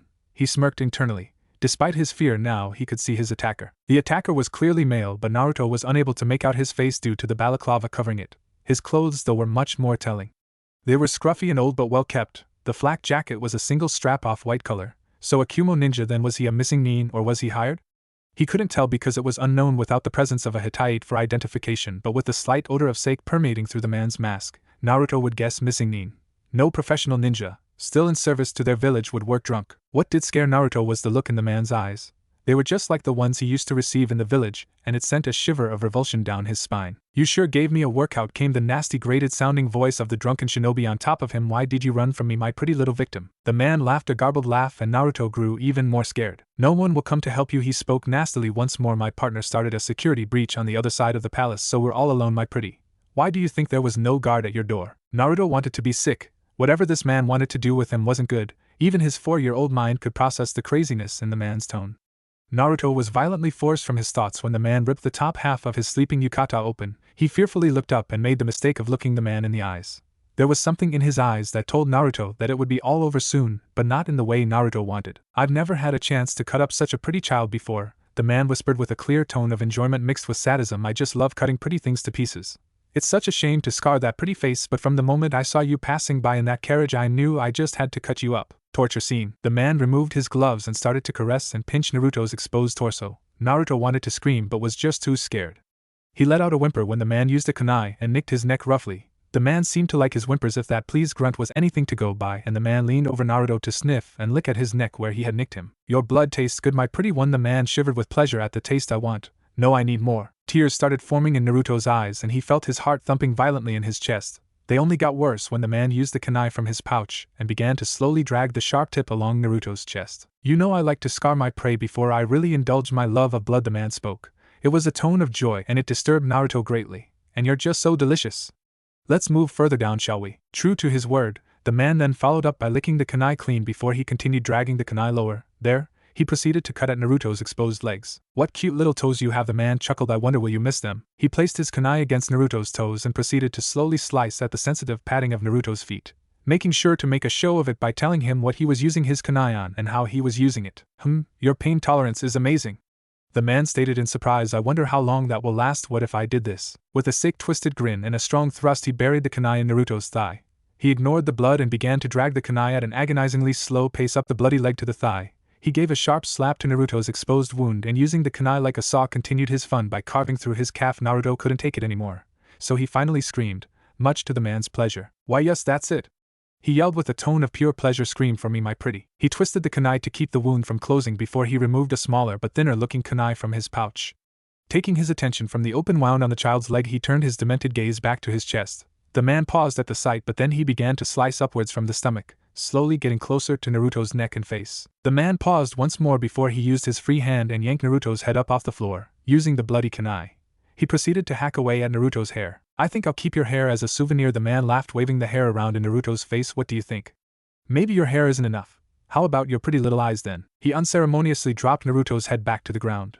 Naruto was dazed by the action, but he let out another strangled scream that again had the man quivering in pleasure. The man heard movement and cursed. He slapped Naruto across the face, but it was too late. He'd been busted. Torture scene over. Yuki and Keiru were very worried about Naruto when the panic began with an explosion that had interrupted their evening tea. Chiriku had retrieved them not 5 minutes later, telling them of the seriousness of the situation. They were told that someone would be retrieving Naruto, but that hadn't diminished their worry over their precious child. However, 10 minutes later, there was no sign of either the guard or Naruto, and Yuki had a bad feeling. She turned to Keiru and they both nodded in agreement. They needed to find their son. Chiriku had felt the same as he looked to the fire daimyo's wives. The two wives both looked at each other before they headed carefully towards the staircase.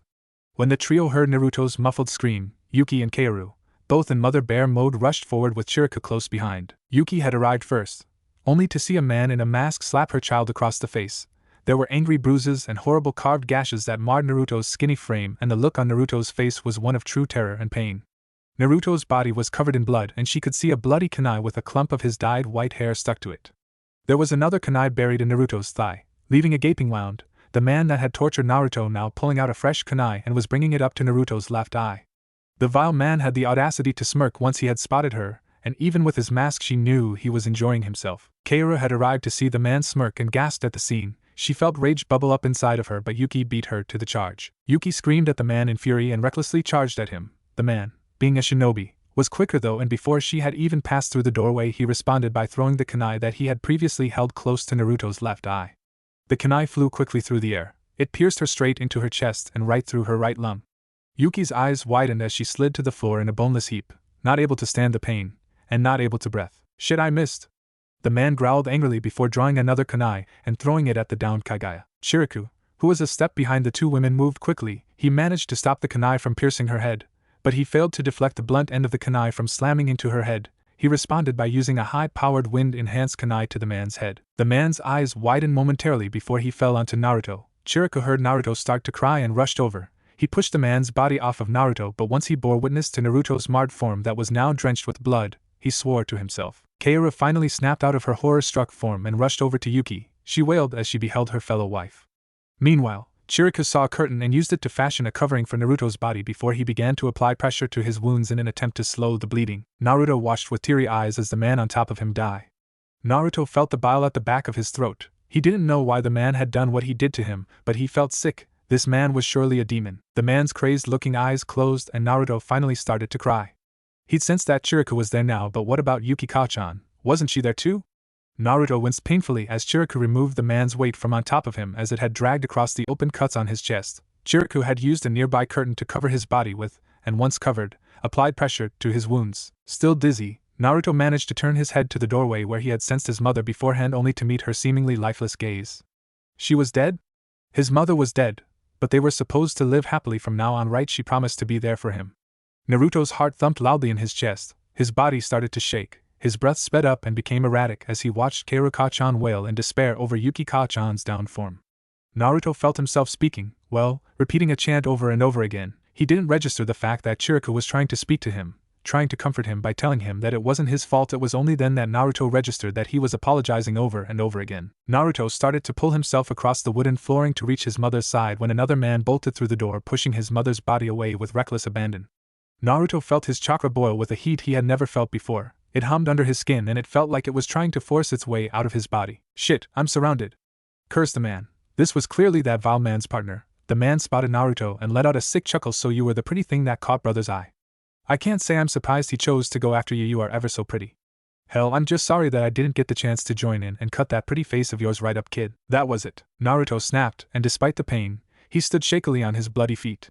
With a scream, the chakra that had been restrained burst out of his back. They took the form of several pointed chains that swayed ominously with their own, unheard rhythm. The chains suddenly lashed forward. They sped so quickly through the room that the man only had time to blink before one of the chains pierced his heart and continued on by moving cleanly through his chest and out his back. The chain, in a creepy display, curved on itself like a serpent, and it, along with the dim golden glow of the other chains, illuminated the room.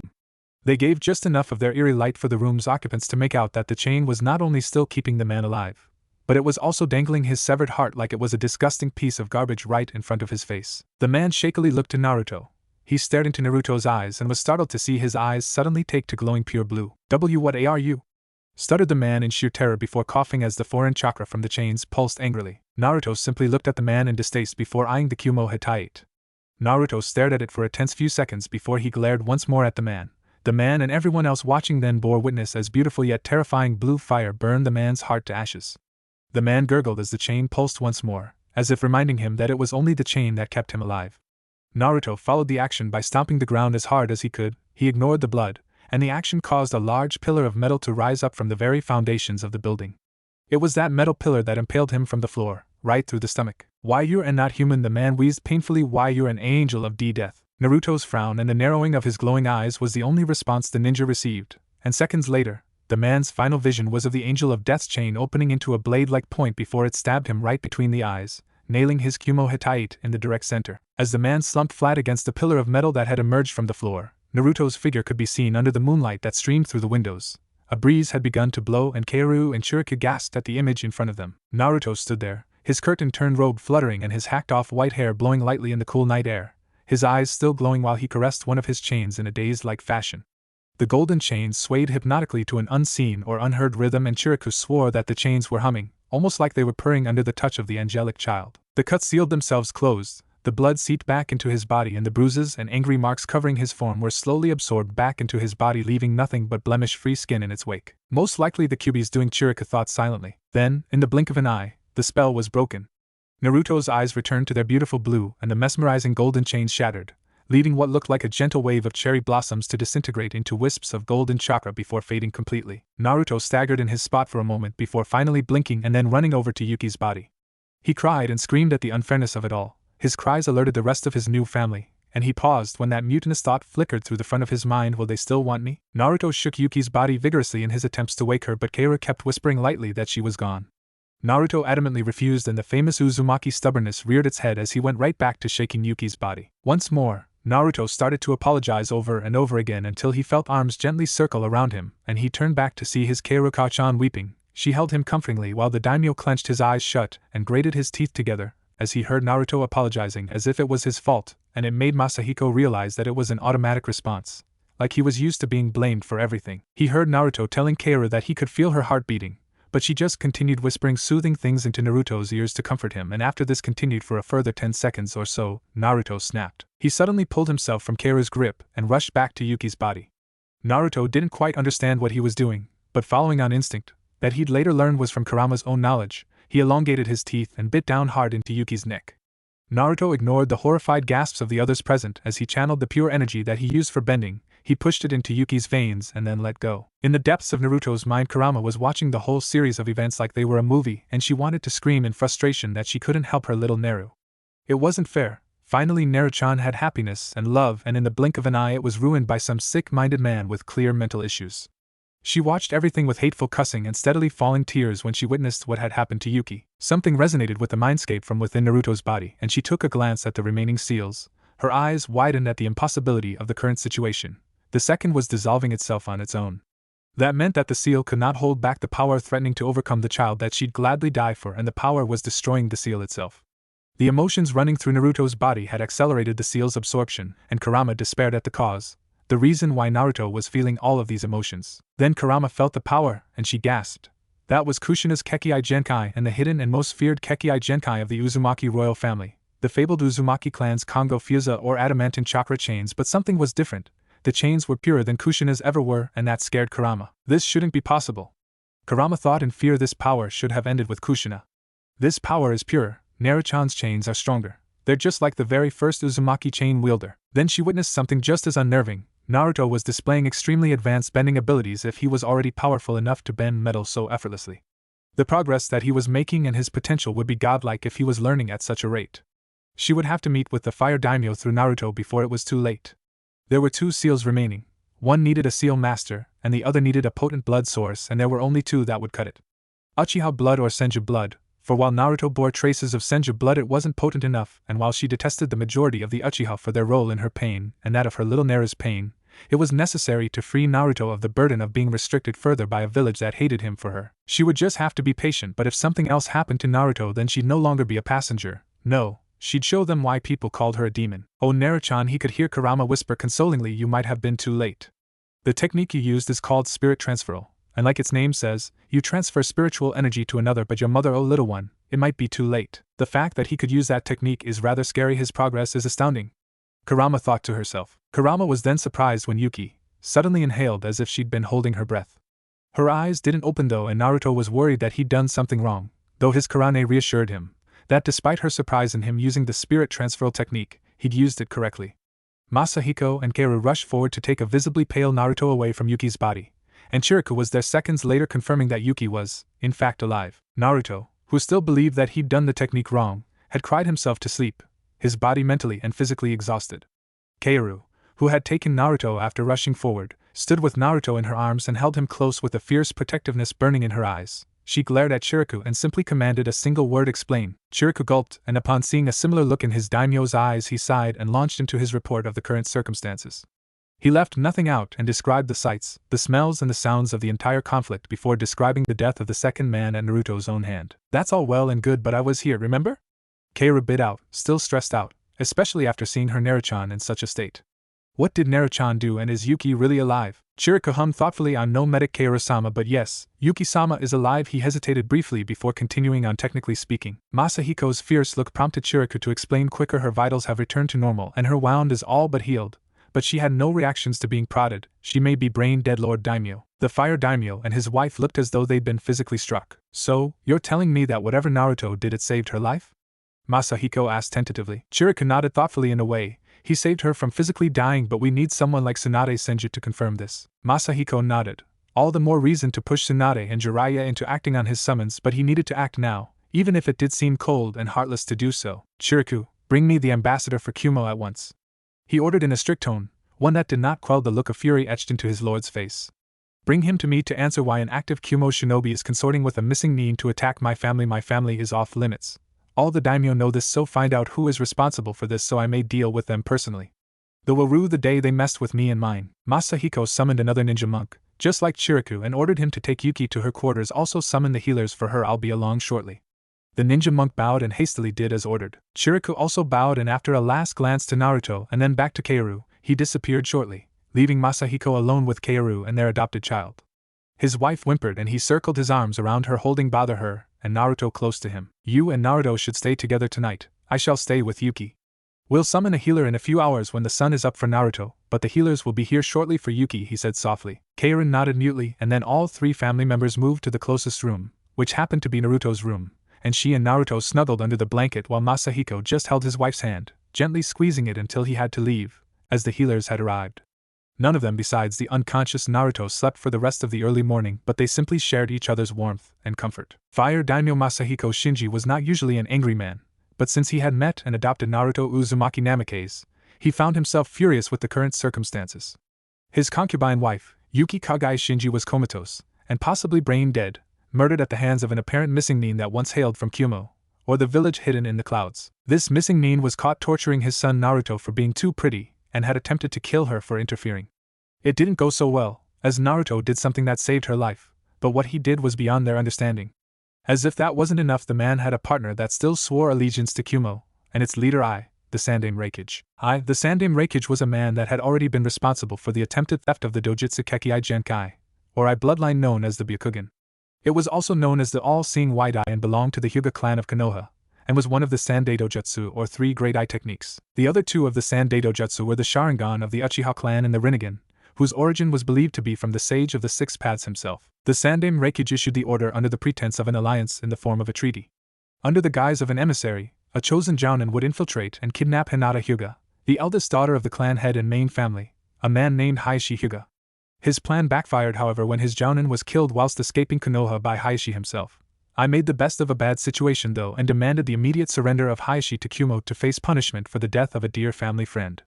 The Hyuga clan had their way in the end when Hayashi's twin brother Hisashi Hyuga knocked his brother out and took his place. Hisashi Hyuga was born not even 5 minutes after his brother Hayashi, and was condemned to live in the branch family as a result. The branch family were branded with the Kago no Tori no Juin, or the Caged Bird Curse seal. It was a seal that was barbaric in design, one that allowed the main family, who were free from being branded, to control the branch family using a single-hand seal. In doing so, it inflicted an unfathomable amount of pain upon those that were branded, as it attacked the brain cells of the branch family member through the seal. Prolonged exposure from its affects caused permanent brain damage to the branch family members and was believed to cause the branch family members to die much younger and much quicker than their main family counterparts. The Caged Bird Curse seal was implemented long before the Hyuga clan had joined Konoha, so they were exempt from submitting the design itself to the village, and as far as the village knew, it was designed to stop the theft of their dojutsu by destroying their eyes and all traces of the curse seal itself upon their deaths, which was also true but still not the whole truth.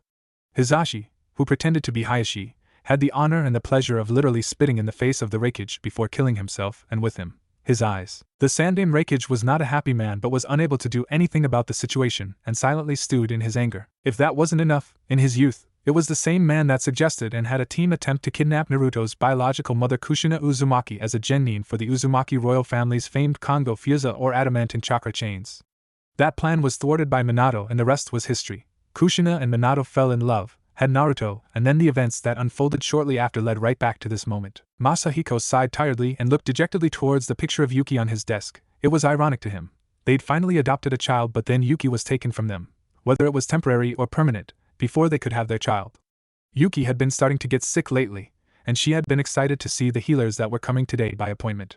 They were no longer needed for Yuki but they were still going to be summoned to check on the adopted child of the daimyo. They stayed and proceeded to give Naruto a full checkup under the critical gaze of Asuma Sarutobi, who had taken it upon himself to never let Naruto out of his sight. I guess in the end they were needed after all, he thought as he let out a heavy breath. He was thinking about Naruto, and what the healers had said earlier that morning. The healers had informed him that Naruto was in perfect health, aside from being malnourished of course, but they totally disregarded any mental issues that Naruto may have been suffering from. They did however recommend a special diet, and with a look of greed offered their services to stay on permanently for a fee of course. They had been escorted out quickly after that and Masahiko had stormed into his throne room and began to brood while waiting for Chiriku to return with the Kumo ambassador. He felt tears prick at the corners of his eyes and he struggled to regain control of his emotions. He would weep in private for as cold as it seemed, those living took precedence right now. His wife and child needed him and the thought of venting on an ego-bloated idiot of an ambassador was awfully tempting as well. The daimyo was brought out of his thoughts by the booming sound of the door slamming open and for said idiot to swagger into the throne room like he owned the place, and Masahiko gritted his teeth in fury. He would greatly enjoy this. Your Excellency, the ambassador spoke weirdly. Why was he talking like that? Oh, this was the new ambassador, and he obviously thought that speaking through his nose made him sound more important, but that rude tone had to be dealt with. My name is Yutakiro, and I am the new ambassador of Kumo for the Land of Fire. The ambassador looked like he had just gotten away with murder if the smirk was anything to go by, and Masahiko snapped. After standing and bringing himself to full height for extra intimidation, he sent a healthy dosage of Ki across the room and glowered at the idiot in front of him. You vile, disgusting little shit stain. His booming voice echoed around the room, causing him to appear even more terrifying than before, and the fire daimyo's Ki washed over the room so quickly and with such density that even Chiriku, who stood by the ambassador, shivered. How dare you address me so callously, vermin? I am not some common noble that you can puff yourself up and lord over. I am the sovereign ruler of the Land of Fire. I am Fire Daimyo Masahiko Shinji, so kneel down, ambassador. Kneel down before your superior. The man shook in fear and hit the ground faster than even some shinobi could manage, all the while blubbering and stuttering out apologies to the fire daimyo. Masahiko internally smirked at the man in front of him, while outwardly maintaining his Ki. He didn't even bother to hide the disdain and visible disgust for the man in front of him. Narrowing his eyes, Masahiko continued, You shall address me properly in my court, vermin, for I am done playing games with you and your lord, the daimyo of the Land of Lightning.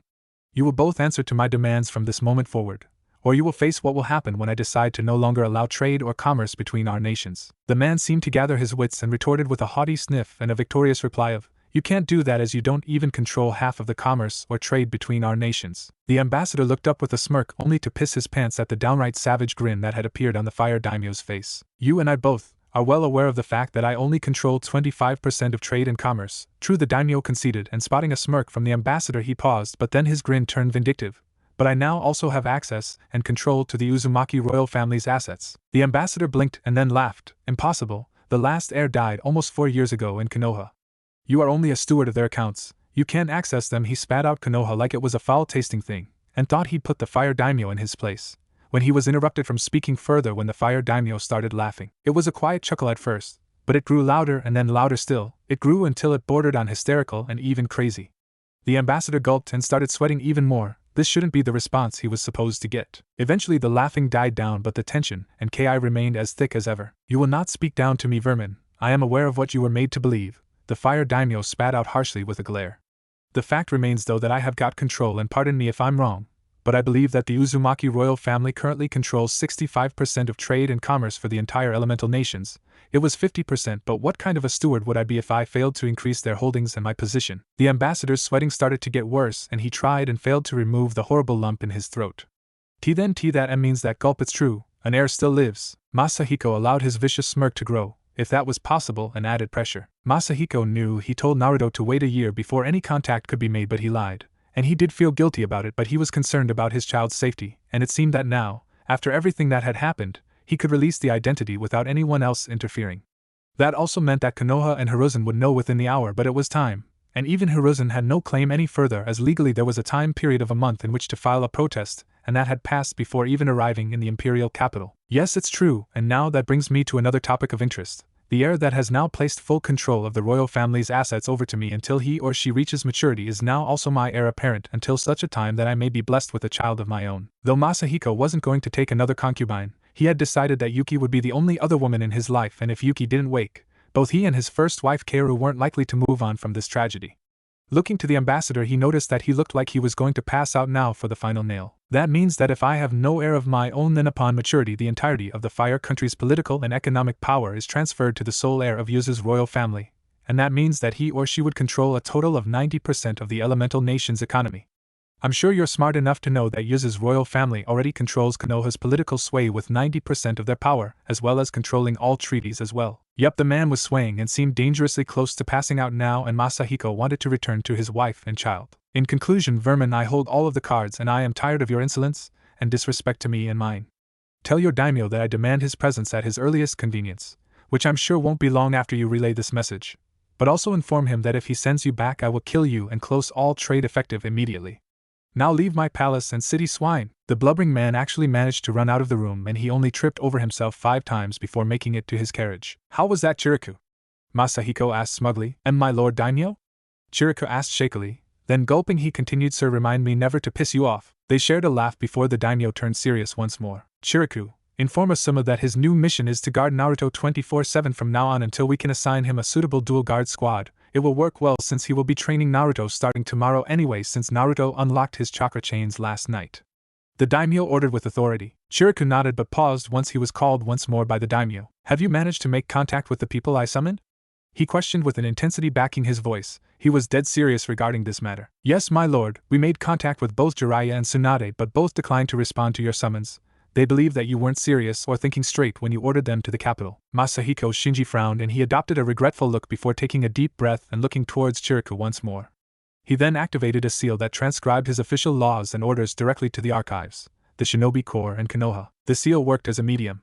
His voice would be converted to word, and then, that word, once authorized by his seal as Fire Daimyo, would be transmitted to the aforementioned locations for the sake of recording his ruling. The only concern of the daimyo was that, as the laws were instantly transmitted to Konoha, they would know immediately, and that added to their discovering his precious Naruto's location, meant that they would know within hours at the earliest, or a day at the latest. He had no choice. The 2 remaining Sannin needed to remind it of their oaths as shinobi of Hai no Kuni. Then on this day, and by the order of Fire Daimyo Masahiko Shinji, I do hereby strip the Toad Sage Jiraiya of no clan, and the Slug Sage Tsunade Senju of the Senju clan, of their traveling rights until such a time as they obey my summons.